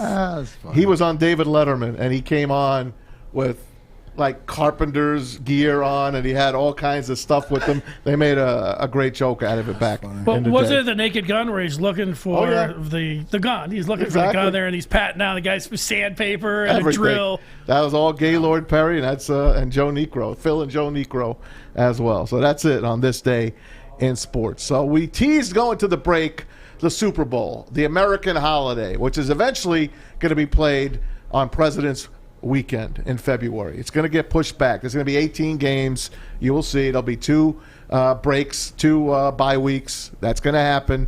And 18 games will happen very soon. The Super Bowl will be played on President's weekend, so most people have Get a day off the Monday. But the kicker is here. John Skipper, the former ESPN president, he's now on DAZN, D-A-Z-N. It's the president there. Let's put that. Got that twit picture up there. So he went on with Dan Lebertard yesterday and said, don't be surprised if the Super Bowl goes pay-per-view pretty soon. Fans don't want to buy a league pass. They want to buy a service that gives them most of the sports they want. They're willing to buy 2 or 3 or 4. So I think it'll be just like it's been before. I think ESPN Plus will continue to hold most of the rights, and that's what you'll have to have, and then you'll have to supplement. You made it with some pay-per-view stuff. Super Bowl, if I was, that's an interesting thing. Take that to pay-per-view. Whoa. Let's just end right there. The Super Bowl on pay-per-view. Take whatever you want. I'll pay. Out of my wallet right now. I mean, that's how they're going to replace the money someday, because it's not, there's not going to be enough money in the advertising. Holy shit, John! Super Bowl pay-per-view. What does that make as? What does that make as a one-night event? What is that? If people are willing to pay big money to see Floyd Mayweather fight versus Logan Paul, not even the famous Paul. I would take any Paul. I would think the amount of money generated by a pay-per-view. Holy shit. A payper-view Super Bowl. Be quiet, John. Don't give him any ideas. Let me get this VPN in my Amazon card real quick. You could buy they sell those lifetime subs. Maybe you'll be able to buy a lifetime sub. How much would you pay to have the Super Bowl for the rest of your life? I'm guessing that sports fans would just turn in their mortgage now. Just take it out of my check. I don't even want to see it. Just take it out of my check. I think it'd be like a personal seat license, right? You'll be able to pass it on to your kids, but it will cost you $1 million. It'll be like a taxi cab license in New York before Uber. John, I paid $500 for an Obi Toppin Top Shot. I don't even want to know what I paid for a Super Bowl. Okay. My favorite event in the world, the Super Bowl. I absolutely adore it. I've been watching it since Super Bowl V. I'll never miss one as long as I'm living and breathing. I'll pay. If I have to pay, I'll pay. You know Jerry Green. I'll be happy. So Jerry Green's gone to them all. Yep, Jerry Green's been to them all. But I'm talking about. You've been to every one. I know. But I'm talking about just watching. I never missed a Super Bowl since Super Bowl V. Watching it. I've been to. How many you been to? 4. Dennis? 0. Yeah. 0. You didn't even go to Detroit? No. I was doing a basketball game in Minnesota. Couldn't make it. Son of a gun. Yeah. Would you pay? Would you pay to watch the Super Bowl? You're a football fan. Well, do we have somebody? We have a baby crying or something. I'll come cry for about a minute about having to pay for all these crazy channels that I never watch and how they're all bundled together. And then my wife will text me and she'll say, hey, did you spend $20 on season 1 of Yellowstone? I'll say, yeah. And she'll say, did you just subscribe to HBO Max? I'll, yep. I did that, and she's like, "Oh, we need to be gold members to watch to get the Red Zone." Like I would just want the Red Zone. Give me a couple other channels, but I got to get whatever our cable package is to gold. So then I get HBO and everything else, and so I'll cry and I'll complain and I'll tell them, you know what, this is highway robbery. This is everything else. You guys are all greedy. I don't need all these insider things. You guys are bleeding me dry. Then I'll, like they know. I know. So then I'll get it. And I'll get it, and then I'll pay. Who wouldn't buy it? And I know there's a few people online here that I'm reading. Tammy Chin said she wouldn't buy. Yeah, but she's a hockey fan. I know. Would you buy? How about the Stanley Cup Finals there, Tammy? Especially if the Wings are there. There you go. We know the answer. We know the answer as well. How about you, Dennis? I'm going to ask you this before I go to Mac. Would you pay to see the college football playoffs? I'd pay for all of it, but I'm not going to be happy doing it, and I want to cry about it more. College football, now we're getting into college football. I'm going to have to start paying to watch high school football, too. I already pay. You should see my cable bill. I know. What are you paying a month? Listen, you know a what? lot. Maz, here's a great point, right? I mean, like Super Bowl, how many people watch it anyways? I mean, it's the most watched event in history. No. Well, I'm just saying, but it's on TV, but who watches it? Right, like front to back, like it's an entertainment piece, right? People are more concerned about what are the halftime commercials. I mean, I am. So the thing is that the Super Bowl being played at a casino or being played on an event or outdoors just seems more pliable. Now I get that it's on TV, but it's more like people would not be dialed in TV. A UFC fight, a WrestleMania or something like that is more apt for a pay-per-view in my mind than it is like a Super Bowl because of the event that it would be somewhere. But people would pay for it. I don't leave my house for the Super Bowl. I've only not been in my home once. Besides the Super Bowls I went to. Begging for friends. You're going back to Jersey. No. I'm not begging for friends. I get invited to all kinds of parties. I don't go. I know you I stay home. That's my party. I stay home. That's my day. I watch the Super Bowl. My kids all know we're watching the Super Bowl at home. Maybe Grandma and Aunt Grace are coming over. That's an uncle. That's it. That's all. I don't even invite people over. You're missing out. You might have Pete Spivak over, and you might have Freddie the pizza guy Pete over. They watch the playoffs you might with me, re-gift. but not the Super Bowl. You party up on Championship Sunday, though? Do you gift on Super Bowl? If I have to, I will. Okay, but if I have to, I will. Okay, there's no prejudice. What do you watch the Super Bowl? I've got. Do you care? Yeah, I care. I mean, I've got a long-standing tradition with a friend of mine that I've known since I was in 8th grade, and sometime right around after high school, he kind of planted his. That's like 5 years. Well, he said he planted the flag, right around, getting out of high school. He said, "Look, every year I'm always going to have a Super Bowl party," and he has ever since. He does it up right. If you like squares and I do. You like great food. I have hundreds of dollars of squares invested, of course. The last 2 years I've been shut out, by the way. I'll just warn people that are on there that are crying about, like I was, not doing it. It'll be that one time in 10 or 20 years when this actually happens, the Lions make the Super Bowl, and you adamantly say you're never going to pay for it, then all of a sudden, here the Lions will make it. Do you have your favorite Super Bowl squares or Super Bowl party? Because every time you bring it up, I think the year that Denver won, Elway's last. Yep. We had our Super Bowl party at Madison's in Scottsdale because that's Chelly's buddy, and I won the half, the third, and the final. It was like. I remember that one because I cleaned up in the pool in the team pool on that one, right? I remember that, and I remember the year Arkansas won the college basketball that I won the pool that year. I remember I was still in Jersey at the time.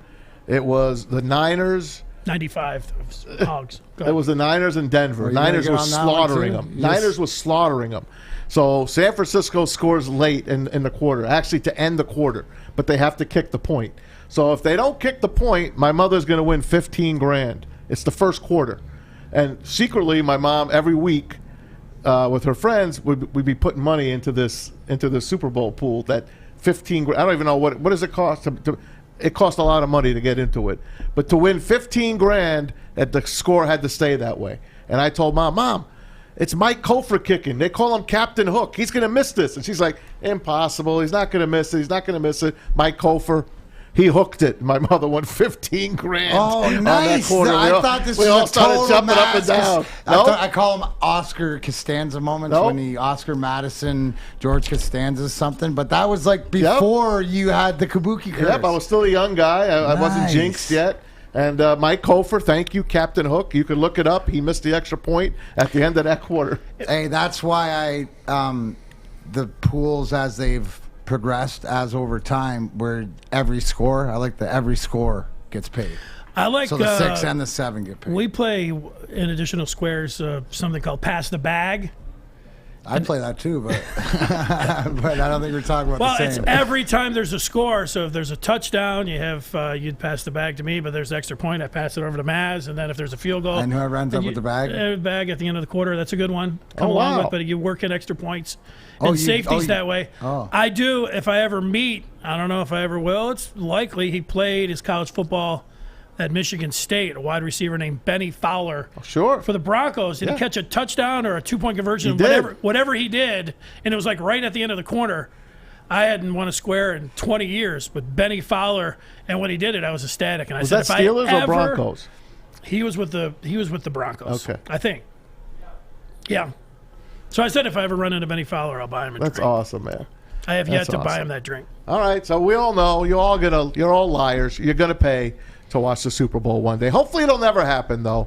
Hopefully they make enough money that they can throw us a crumb and let us watch it the way we always watch it and enjoy ourselves. Say, look, when we come back, it's college football time because we got Dennis Fithian in the house. He's going to tell us how good Michigan and Michigan State are going to do. He's also going to tell us that Ohio State's going to stink. So keep it right here on Woodward Sports Network. Welcome to the Call Sam Chopper Shop, where you can win a custom-built chopper while helping our veterans at the same time. Watch as the Bad Pig Custom Team turns this bike into a one-of-a-kind classic chopper. And when it's finished, we'll be donating the bike to Volunteers of America Michigan to raffle off in support of our vets. A great cause to give back to those who've given so much. Watch for Call Sam Chopper Shop episodes on our social media channels and get your raffle ticket today at callsam.com/chopper shop. You know why realtors love using Hall Financial as a lender? Because of our commitment to speed and service. We have nearly 4,000 5-star reviews already. Call today, 248-308-5000, or go to callhallfirst.com. Hey gang, it's Maz for Legacy Partners Insurance, your one-stop shop for insurance, auto insurance, home insurance, life insurance. How about benefits for your business? They got it all. And you can go to them because they've been around for over 100 years. A local insurance agent that knows the local insurance market. That's Legacy Partners Insurance. They're independent, so they get lots of quotes and make carriers compete for your business. They shop between 7 and 10 carriers for personal, over 50 for commercial accounts. They've been doing it since 1919, so you could trust them. So give them a call, 586-209-4106. Better yet, go to their new landing page. It's a Woodward Sports page. It's legacypartnersins.com/Woodward Sports. Takes you to a landing page. Fill out your name and how you want them to contact you. Somebody will. It's a free call. It's a free checkup as well. So they'll check you, making sure you got the right coverage at the right price. Tell them Maz sent you. Legacy Partners Insurance.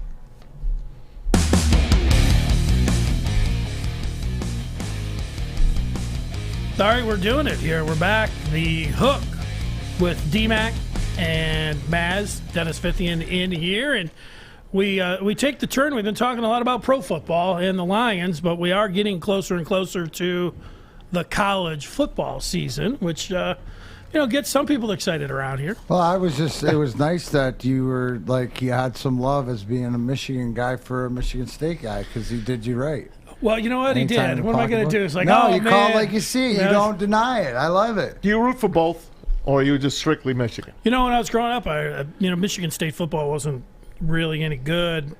And then when I was a senior, they won the Rose Bowl. And then I felt the hurt. I was like, ooh, that's not nice. And then I thought maybe I could, I liked Michigan State basketball when I was growing up too, and Michigan. But you get to a certain point, probably after high school, and I didn't go to Michigan or Michigan State, but people are like, you can't say you like both. And it's just you got to declare. Must be 420. Happy To your 420, left. peeps. Exactly. And in Ann Arbor and Lansing, I know we both love the plants. So there you go. Happy 420 to my peeps out there. Anyways, what? You got to declare. It doesn't matter. You know, if you didn't go, somebody in your family probably did, or somebody that, you know, lives on your block went to one of the schools, and there's a But million you can reasons. be Canadian like me and cheer for everybody. Well, Until this- they play each other and then be married into the Sparty family, so I have to have loyalty to that. But, understand I mean, that. because, you know, anytime somebody's got their hand on your cajones. Look what's happened to me. I'm as big a Michigan fan. You're blue. You're blue. Listen to me. I've been rooting for Michigan since I was a little kid in New Jersey because that was the team, and I've told you a million times, because they were on TV, the big house, Bo Schembechler. I fell for it, hook, line, and sinker. First stop when I moved here in '93, I told my then fiance, take me to the big house. They take me to the big house. It's closed, obviously, during the week, but a guy lets me in. I get to go on the field. I was done. I was locked and loaded. Then I work at WJR, and what happens? They have the rights to Michigan football. I get to be part of the broadcast team. So I love them. What happens to me now? They turned my daughter down to bring her into the University of Michigan. They strung her along. She was going to be on the wait list. They told her, "Oh, we're gonna get you in, no problem. You're getting in." She didn't get in. Michigan State, she also loved them as well. She's going to Michigan State. She's over the hurt, I think. Deep down, I know she's still hurt. Are you over the hurt? Are you flipping? Do you know she bagged up all of her Michigan gear? Absolutely. Including her blanket that we made for her. Every piece of clothing. It's bagged up. She don't want to see it. I was supposed to take it to a resale shop. I still have it in my trunk. Lily, Maz? It's Lily. Does John Rambo ring a bell? Listen to me. Does anybody know John Rambo? First Blood? Yeah. Right. Walked around with one of those things. Right, Maz? What young Lily Mazaway, and I couldn't be more proud, is because Michigan drew first blood. She didn't. They did. Now, she must stay true. So obviously you should be proud of your daughter and get rid of that. I'm proud of shite. my daughter. But now what do I do?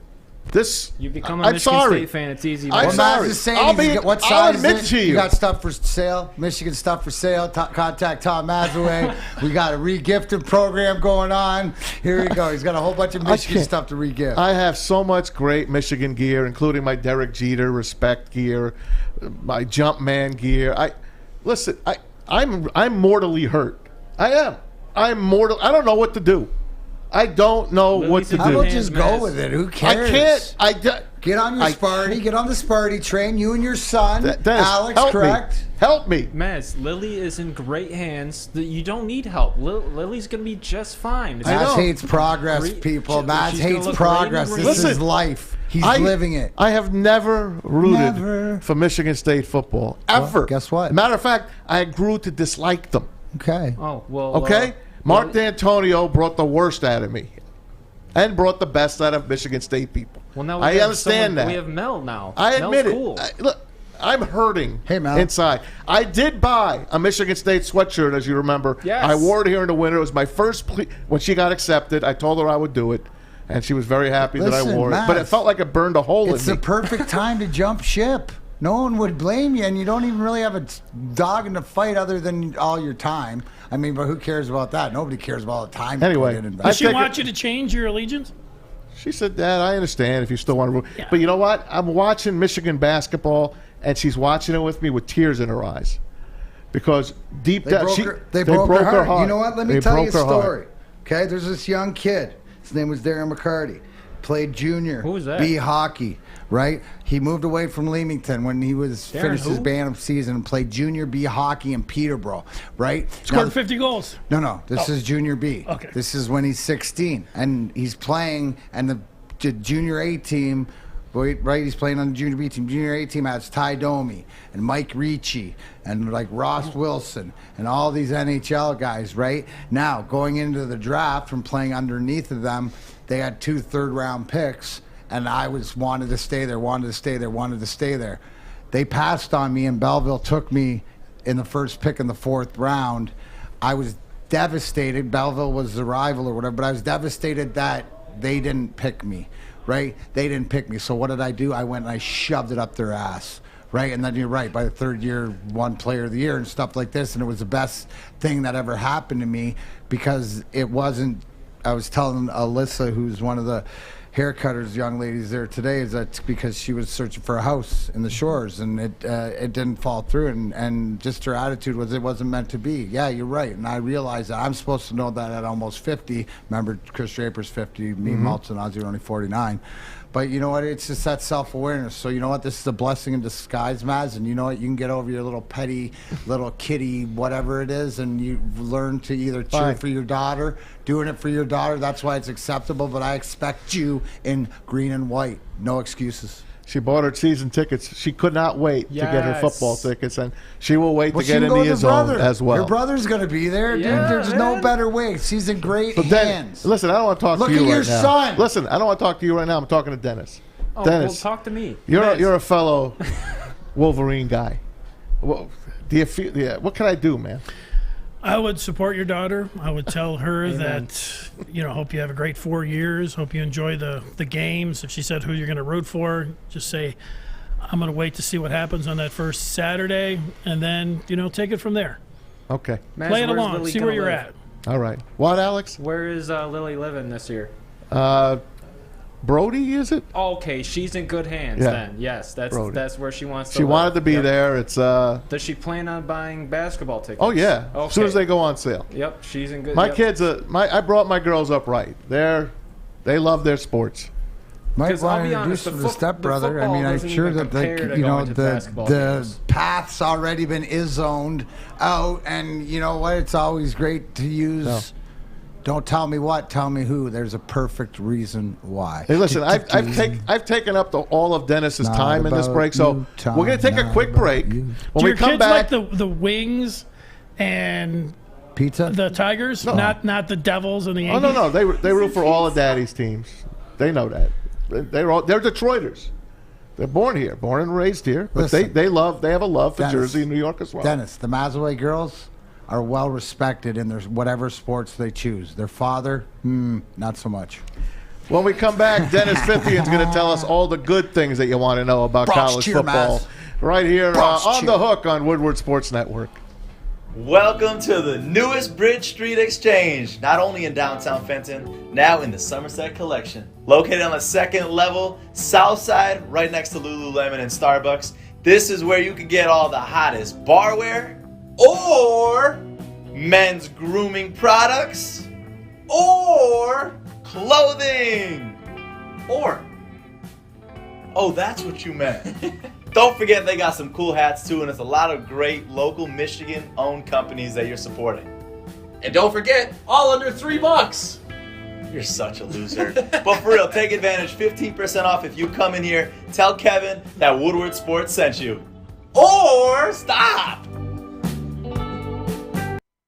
Lose yourself in the music, the moment. Oh, sorry, wrong 8 Mile. Anyways, made in Detroit, 8 Mile vodka, yes, 90-liter distilled, carbon-filtered, aerated batches barreled to this award-winning Sippers Cup vodka that you can get. Yes, you can go any Myers store in this great state of Michigan, or go down to your local bar and ask for 8 Mile vodka. If you do partake in the libations, please do it responsibly. Welcome back to The Hook on Woodward Sports Network. Tom Mazaway alongside Dennis Fithian and Darren McCarty. Fish is in the house. Alex, Jeff working on social media. Thanks, everyone, for chipping in with us here today. I'm going to be getting out of town here in just a little bit. Going to head to Jersey, see some family, and eat some pizza. I'll leave this to my good friends here on the dais. But to bring you up to date on college football, we got to get you going. We got Dennis in the house. Dennis, what's happening with Michigan, Michigan State, Ohio State, Big Ten versus the SEC? Bring us up to date, my man. Well, it's been an off season like no other. Correct. It's in a lot of bad ways. I think about it, but there are some good ways when you just think about college football for the years and years. You talk about college football, and you would say things like, "Will Notre Dame ever join the Big Ten? Should athletes be paid? What about expanding the college football playoff?" Well, those are things that for 20 or 30 years, people that worked in, talk radio, TV, sports, those are things they would kick around. You bet. It got a little tiring. I mean, it's like, okay, we're going to this again. Should athletes be paid? They are paying him this year. They are expanding the playoffs. There might be realignment, and you have all of that happening here with just since July 1st, where you name, image, and likeness. And there's even the teams don't necessarily know how this is going to play out. So it's a Wild West type situation where people can take advantage. I thought Michigan with Jim Harbaugh, what I was expecting, because when he came in, he had the signing with the Stars, and he was taking his teams to satellite camps across the country. And I thought, okay, this is the idea. Then he started taking them abroad. Yep. I thought, okay, this is the idea of how Jim Harbaugh is going to attract recruits, and those all seem like good ideas. So I thought when July 1st came along that we were going to see Michigan, that Harbaugh would have something up his sleeve, and I haven't actually seen that yet. There's still some time here. It's only been a month, and how they're maneuvering with paying the athletes and everything else, but not quite the hitting the ground running that I was expecting, just when it came down to that. I believed when he came here, man. I thought he was the savior. I truly did. I was bragging. I was did bragging, too. big time bragging. I thought he was terrific in the pros. That That close to winning a Super Bowl against his brother. Comes here to college. He's back at his own alma mater. He's going to bring us quarterback after quarterback after quarterback. Instead, he brings us transfer after transfer after transfer. We got players going into the transfer portal, leaving Michigan. I never in my day would think people would want to get the hell out of Ann Arbor. That's what really upsets me. Yeah, well, people want to win. Kids want to win. Yeah. I mean, they want to go a place where they feel like, if they go in, and especially now with the transfer portal, that's another thing you can throw in there. You don't have to sit out. You want to take off at the portal, you can go play somewhere else. I like that, by the way. I do too. But Harbaugh heading into year 7 here, Year 7? Year 7. Oh. He didn't have a half bad first year. Then he got to 2016. He came up went down to Ohio State, came within an inch. Yep. JT Barrett, an Ohio inch. Michigan fans love this. I get it. They thought he was short. They could have gone. They could have called it short. They didn't. So, but since then, it's it's the closest they've gotten. And Ohio State's widening the gap here. They're not going to win that game this year, and that one's at home. Last year, do you remember the spread was like 50 some odd points, I think, and then Michigan backs out of the game for COVID. Thankfully, because I didn't want to see them get their doors blown off worse than it is. Mac, you bring us it up. Ryan Day came out and said we're going to put 80 on you. 100. Or 100, yeah. It doesn't. I'm going to do some big J journalism here, Dennis, because like we've said, not only being the fan but covering Michigan with everything that's come out, as far as Bo and stuff. Where does the university, and does it affect this team this year? Does it, where do you stand on all the stuff with Dr. Anderson? And obviously, but it's just the trickle down to moving closer to the season, the effect, or what I haven't heard what you've thought about, what has gone on. Yeah, those are good questions. All of those things I just talked about, the transfer portal and how college football is changing. If you just take Anderson and Bo for a second and put it over here, you'd say, well, usually an off-season for Michigan, it's hype. You got Jim Harbaugh, you say, hey, he can turn things around.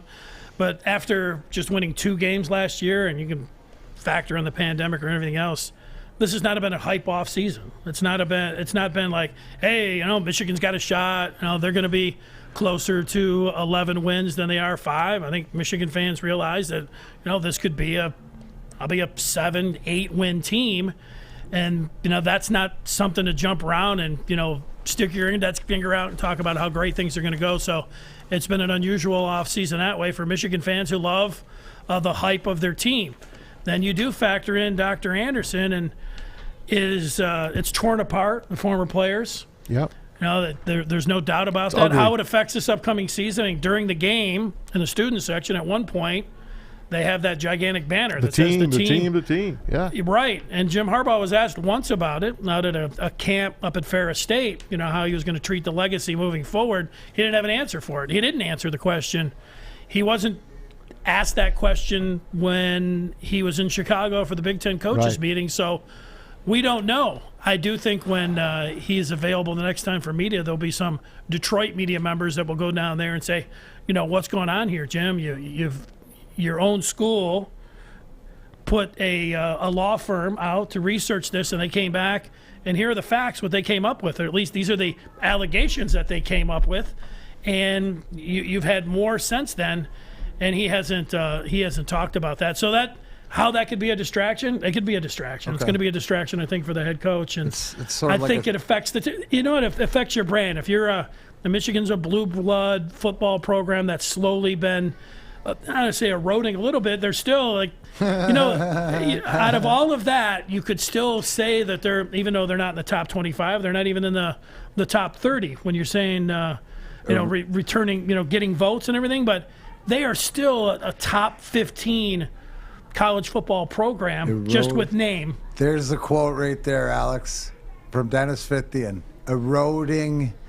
They're eroding faster than you would care to admit. But but that's the nicest way to say it. We would say they're eroding quicker. It's more of a landslide and all this stuff like this. But I see what you mean, because it can be recouped, and I think it's just the accountability. Can I show you guys something? You can show us anything, on Twitter. Tom. There is a follow. It's called Ohio State Clock, at Ohio State Clock. And every day they count the days. Today, 3,537 days since Michigan's last win over Ohio State in football. 3,000, and tomorrow will be 3,538. That's all this website does, this Twitter site. There's one for the Toronto Maple Leafs last Stanley Cup, too. Wow. But isn't this 3,537 days since they beat Ohio State? It's a long time. Yeah, it has. Just look at the numbers in the 21st century. There's only a win or two that you would look to. So yeah. I know this is off topic, but did you know that you have a drink named after you, Maz? The Mezcal Mule. Oh, the Mezcal Mule. Yeah, it's Yoo-Hoo times 8 Mile. Oh, I didn't know that. That's awesome, man. I'm going to tell the 8 Mile to get it, because the boys love it, and it's their fantasy team. So. That would be awesome. Mick, for years, I can remember going back to the 20th century, that I used to make fun of Notre Dame football and be like, these guys are dreaming, they're not they relevant. Got Rudy. Well, yeah, Rudy, you guys are talking about the turn of the. You guys are talking about like the 19th century or early 20th century. Right. All the Four Horsemen and everything else. Like, let's get it closer to 1990s or the 2000. But you know what, Notre Dame has put together a couple seasons where they've actually won. They made a playoff. They made the playoff last year. And you can see you can say how far they've fallen, but how far they've gotten back. They haven't. And I know a lot of Michigan fans like to tell me this. If Notre Dame was playing in the Big Ten East with Ohio State, they wouldn't be in any college football playoff. Probably not. But what are you going to do? What do you think of those divisions, by the way? Do you think before they go out and get some new teams, are they going to wait to get new teams before they redo these divisions?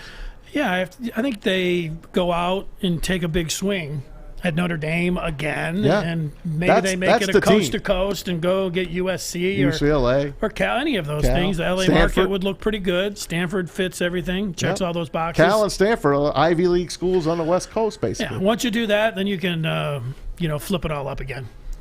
Flip it all over. I love Maz's idea. Just give me north, south, east, west. Let's go. That's your division. That's your conferences. It's got to be just north, south, east, west. Name them. Name the Big Ten. Name the SEC. Name the Pac-10. The Pac-12. Just whatever. Wasting my time right now. It is. It's truly a waste. They're going to have to break away from the NCAA eventually here, the big ones, and leave the NCAA to the smaller schools, the MACs and all of that. I don't know how it's going to work, but it can't work this way much longer. Well, I think the TV money is so big that these schools, they don't want to go north, south, east, west. They just want to go Big Ten, SEC. And they want to leave everybody else by the side of the road. Yeah, I want to ask you something, too, when we come back from the break about the SEC and the Big Ten. I've heard some rumors. Some people even send me some stories on this. But no, man, I'm going to tell you right now, your daughter's not getting into Georgia. Okay. We're not pulling those strings. We're not going to Georgia. Anyway, when we come back, more with Dennis Fithian, more college football coming your way right here on The Hook on Woodward Sports Network. Would you like to win a custom-built chopper while helping our veterans at the same time? Then watch as we turn this bike into a one-of-a-kind classic chopper. Watch the Call Sam Chopper Shop on our social media channels and get your raffle ticket today at callsam.com/chopper shop.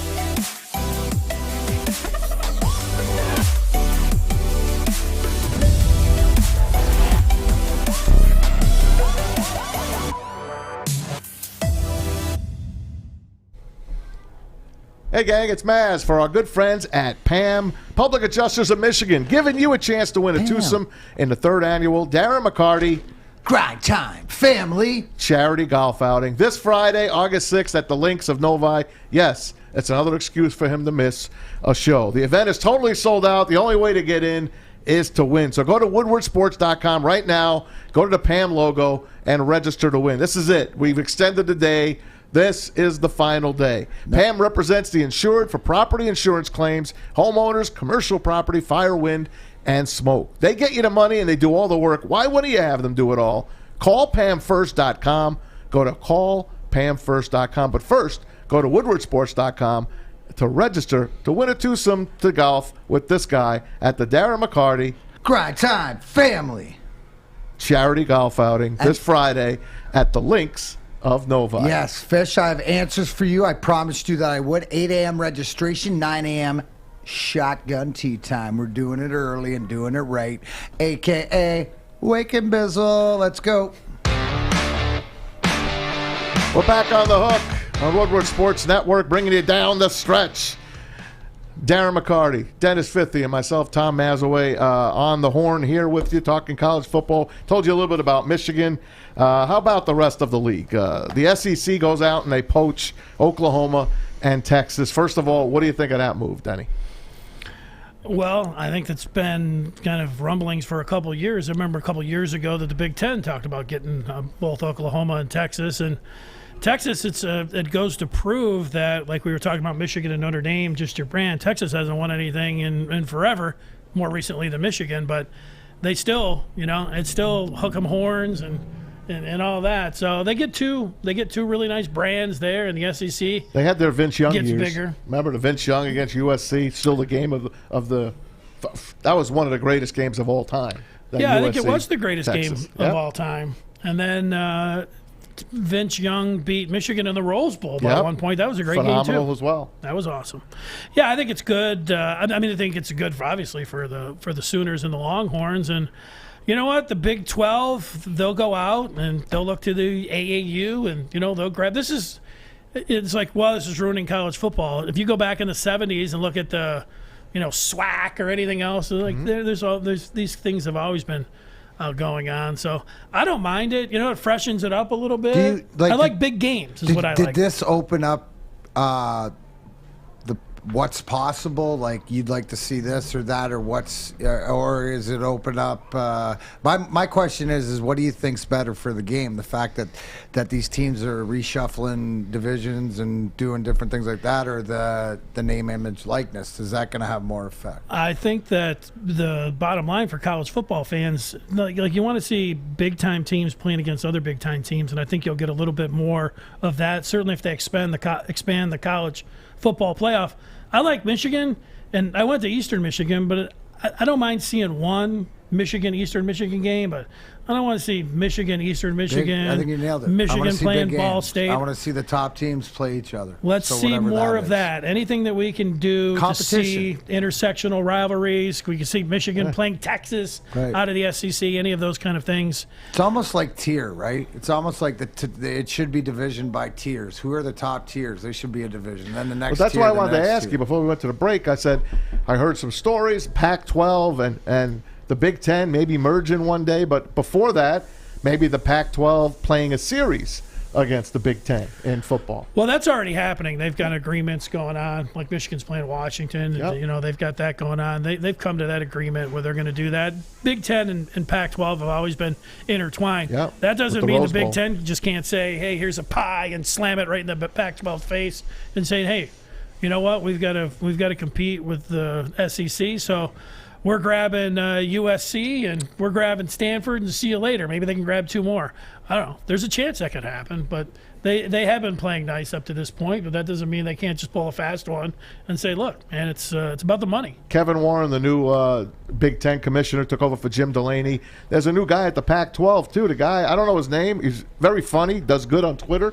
He was the MGM guy back in the day. He ran MGM Casino. So this guy knows how to, he's a mover and shaker. So he's not going to sit on his hands as well. People. Yeah. That's the ones, are they people person, stuff like this. Dennis, little bit on topic, but off. People were wondering about your podcast. Do you cover all sports, or do you specifically, with what you talk about? Everything. Everything. Let it fly. What would you say your wheelhouse is? Football. Yeah, football. Pro and college. If I like college, if on a scale from 1 to 100, I like pro football. I'd put 99. I like college football 100. What puts college football ahead, I think, is the bands. And Michigan's got an outdoor stadium. Lions, if they would have gone to an outdoor stadium, and they had would have been great. It was like something like at least a retractable dome for crying and if out they loud. had a little bit more success, maybe I would have put pro football. But we're really, you ask me, you like blondes or brunettes better? Absolutely, it's a really tough call. So I like college football. Blondes or brunettes? I don't like ties. Okay, blondes or Not brunettes. even with blondes and brunettes. Blondes. Brunette for me. Wow. Maz? Probably blonde. Probably. Yeah. Redhead, Alex? maybe. I don't like ties. That's why I was looking at the Michigan State schedule. I'm sorry. Did I bother you? I haven't been talking. Put down much your because- latte. I haven't been talking much because the mic stand in here is broken and it's really annoying to have to pick it up every time I want to speak. But since I have the floor, Dennis, you put in the chat your record predictions for all. Can you answer my question first? Brunettes, Mac. Fish? Blondes or brunettes? Can I do both? That's a tie. You know what? Break the tie. That depends on you, bro. There we That go. depends Blonde on your then. game. No ties. But for this, Blonde then. Blonde. Blondes. Okay. Sorry, Alex. Back to you. You have the microphone. Yeah, on the floor. I like how we just skipped right over Michigan State football. Dennis, I just want to get your thoughts Michigan on who football? How dare you, Fish? I just want to get your thoughts on, Mel Tucker, the new regime there, his recruiting class coming in, and why you have them at 5-7 this season. Yeah, well, I think that he had a pretty good first year. Came in last year during the pandemic and beat Michigan. You know what? Anybody could beat Michigan.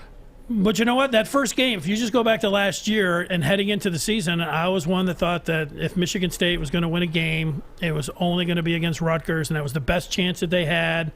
And they had them at home, and they better win that one. And they turned the ball over, 5-6 times. And it was gross. And it got me completely overconfident about Michigan beating them. And I thought, Michigan's going to beat them by 100.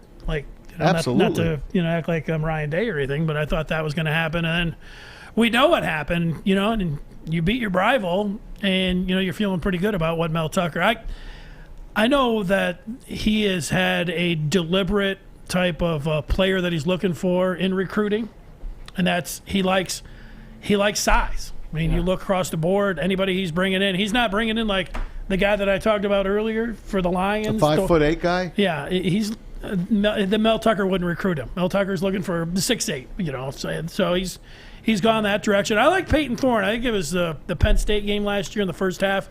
I watched him, and I was like, let's really dial in and see what he's all about. He's throwing the ball down the field. He looked great. He didn't have the great second half, but I think if he can put that together, you got the good running back too. What's his name? Kenneth Walker, the transfer.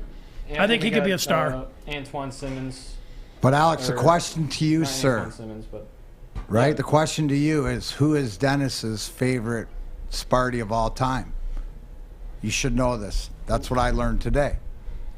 It's easy. Benny Fowler, because he won him money. I mean, it's just easy. Those are the things, the life lessons. Forget all the book stuff. That's the one thing. It should have came off like that, but that's what I learned today. Where's the backyard brawl this year? Is it in East Lansing? Yes. Okay. Oh, you did? Oh. I guess my watch was listening to me. I asked a question, and Dennis's watch just answered me from afar. Yeah, she says East I Lansing. told you the other state. Gene Hackman, Will Smith came out 20 years ago. Go watch it. The game was originally scheduled to be in Ann Arbor. They're going to go back to back. And then when that original schedule came out, Michigan was going to Indiana, and I thought that's a pretty close game, pretty close, like toss-up. Michigan lost last year in Bloomington. Got beat pretty handily, actually. And I gave the edge again to Indiana. But then they switched the schedule, and I had Michigan going to East Lansing and Indiana coming into the big house. So I went and adjusted from a 7-5 prediction to 8-4. Did you give Michigan prediction, by the way? Yeah, I put a Michigan prediction. I have Michigan going 8-4. I think they're going to have a great September. I think they're going to beat Washington. I think they're going to have a pretty good October. They're going to go to Madison and lose that game. Who's going to start at QB? Cade McNamara. For sure. Yeah, I think so. Okay. I think they might give the other guys some time, but All right, you brought it up. You brought the scale out. So, Cade McNamara on the Dennis scale, 1 in 100. He's a starter. 80, 90. As far as 99. being the starter for the first game, yeah, I'd put it at 98. 98. So there's a little wiggle room, Matt. Saying there's a chance. Another transfer quarterback. Yeah, at Alan Michigan. Bowman came in. He's got a lot of experience. And one thing about McNamara, though, he came in against Rutgers in a reserve, situation. Michigan was down 17, and he showed that he was a gamer. I mean, he led the team. I know it was against Rutgers, but he showed them that he could move the ball and he could spread it around, and he looked really good. He had 5 touchdowns in that game. How about Ohio State? Another 5-star quarterback. This time the kid is leaving high school to come to Michigan. He's skipping his senior year, going to Ohio State. I mean, his name is Quinn Ewers. Yeah, I don't know. I know that it just so happened that when I was in high school, I was the exact same grade and exact same school as Mike Modano. Nice. And so we're freshmen. He's playing freshman hockey. He's like, hey, he's pretty good. After the sophomore year, he's leaving. Mm-hmm. He's leaving. He's going pro. Right. And so, in hockey and in tennis, I was watching last night. There wasn't a whole lot on. I watched the Naomi Osaka Netflix. How was it? It was all right. You see a different side of her. Pretty good interviews and things. But she's at one point she's playing Coco Gauff. I think his name is, and her name Coco Gauff. And she turns to the crowd. She says, "Yeah, we've been basically going against each other, and we've been pro since we've been 10 years old. Tennis and hockey, golf, same thing, right? Golf. Sorry, Alex. Gymnastics, right? They've been pretty much pro, getting paid. They can do it. So yeah, why not football? Why not basketball? So you think Ohio State goes unbeaten? Yeah. I would put. It's the boring part about college football right now is that you can't touch Ohio State, you can't touch Clemson, you can't touch Alabama. You start with those 3. Right. I mean, anybody that's talking college football that says they're not going to put those 3 in the final 3 games right now. Something? They're just reaching. Saying, okay, Oklahoma, Georgia. Saban got a new Dame. deal, by the way. He got a new deal. It'll continue to pay him just about $10 million a year. He takes the discount. But that's the thing, Dennis. Back to your point, whichever way I think, whether it's name and likeness, whether it's who goes to which division, they reseed, they go to the 8-12 playoff. Who doesn't matter. It's about competition. The way that if they can, and if they need to layer it, so it's like Division 2, but it's sort of like. Sort of like Fish's favorite game, soccer or European soccer, right? First division, second division, you got to qualify. Maybe next year you can get to the next top division. All those teams, because what we want to see is competition. I mean, Wayne State or Oakland or Eastern or Western. There's good games when they play like competition. The MAC's fun to watch when they're playing the competition, not when they're playing in Alabama.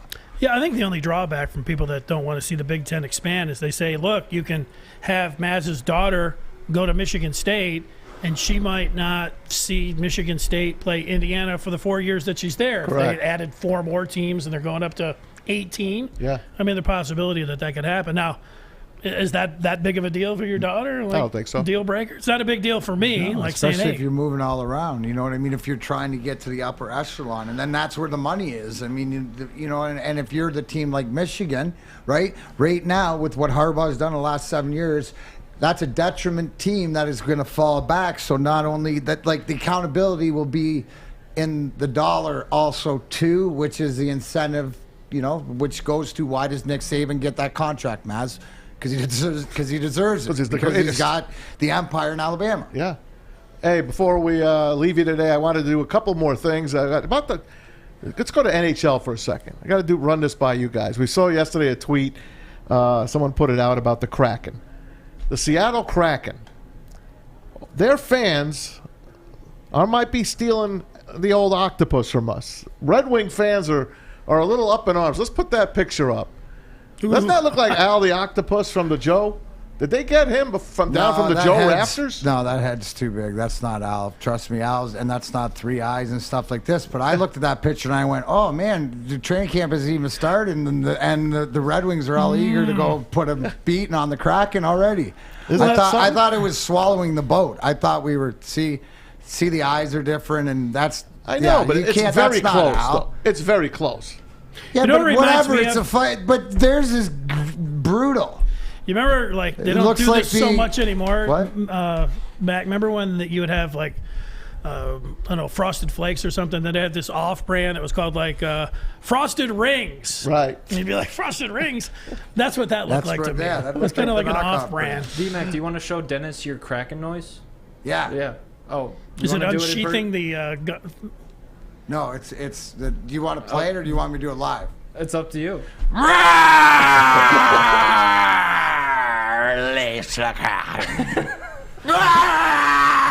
bad. It's pretty similar. That's just voice acknowledgement to see that it's truly me here. Is that what they're going to play after a goal? That's what we play every time we talk about the Kraken. They should. Maz, you have your contacts. Call the Kraken today or tomorrow and tell them to use that. Alex, what goal horn should they use for the Kraken? I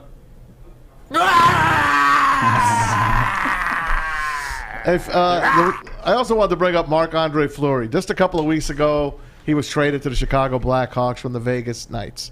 He didn't take it too kindly. They didn't really get in touch with him ahead of time. You knew they were going to keep him or Robin Lehner. They wind up keeping Lehner, and they ship off Fleury. He says, well, I'll just retire. But he kind of looks good in a Chicago Blackhawk jersey. Check him out. I guess he changed his mind. He said the Bowman call him, and he say, me go play, and he look good in Chicago. I mean, you got to be happy. If you're going to go anywhere, you go to Chicago, an original 16. I think his feelings were hurt. Wear the great sweater. Because of the way that Vegas handled it, didn't call him and stuff like that. So now he's over his feelings. Now he's pissed off. Now he's going to come back, and he's defending Vezina trophy winner. So. You think he has any more gas in the tank? Yeah, he proved it in the playoffs. It's if he can stay healthy, but he needs. It's a new NHL. You need a guy that 50-30. Right now, you need two guys. The best.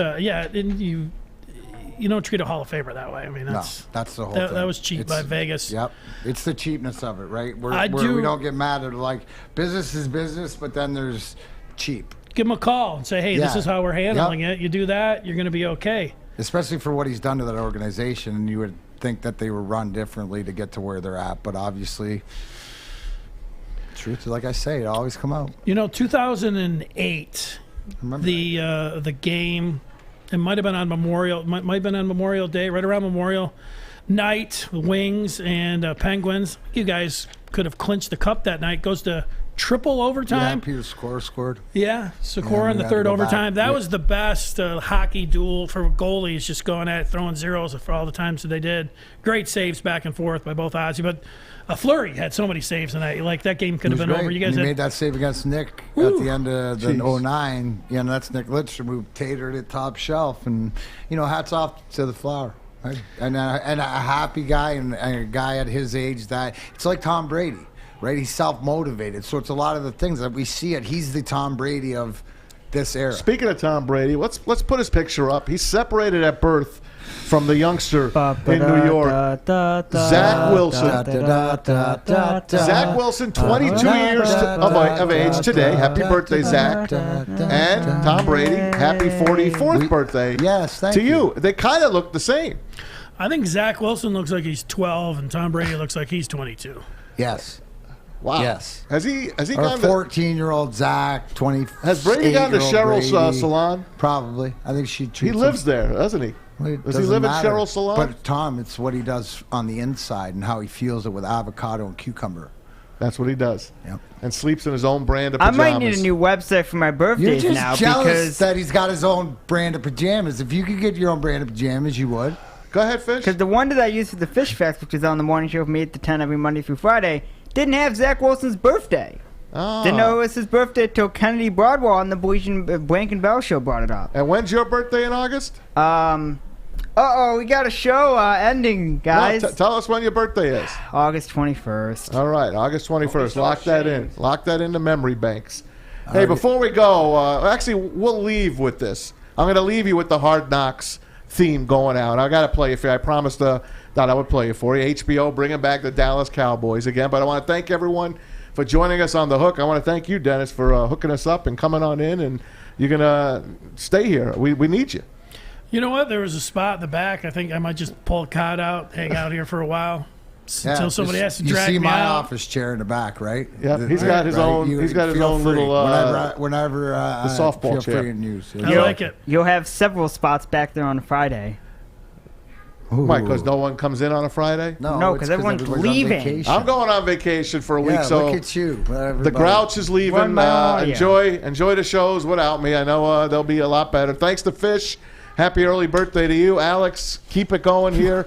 I know you're leaving for Milwaukee on the weekend, but you'll be back. Hops and schleps and make sure you take care of DMac and 50 and for me and the rest of the guys. It's gonna be a shit'll tomorrow, everybody. Hey, here's the for the gang here on the hook. It's Tom Mazaway. Thanks for watching and listening to the Woodward Sports Network.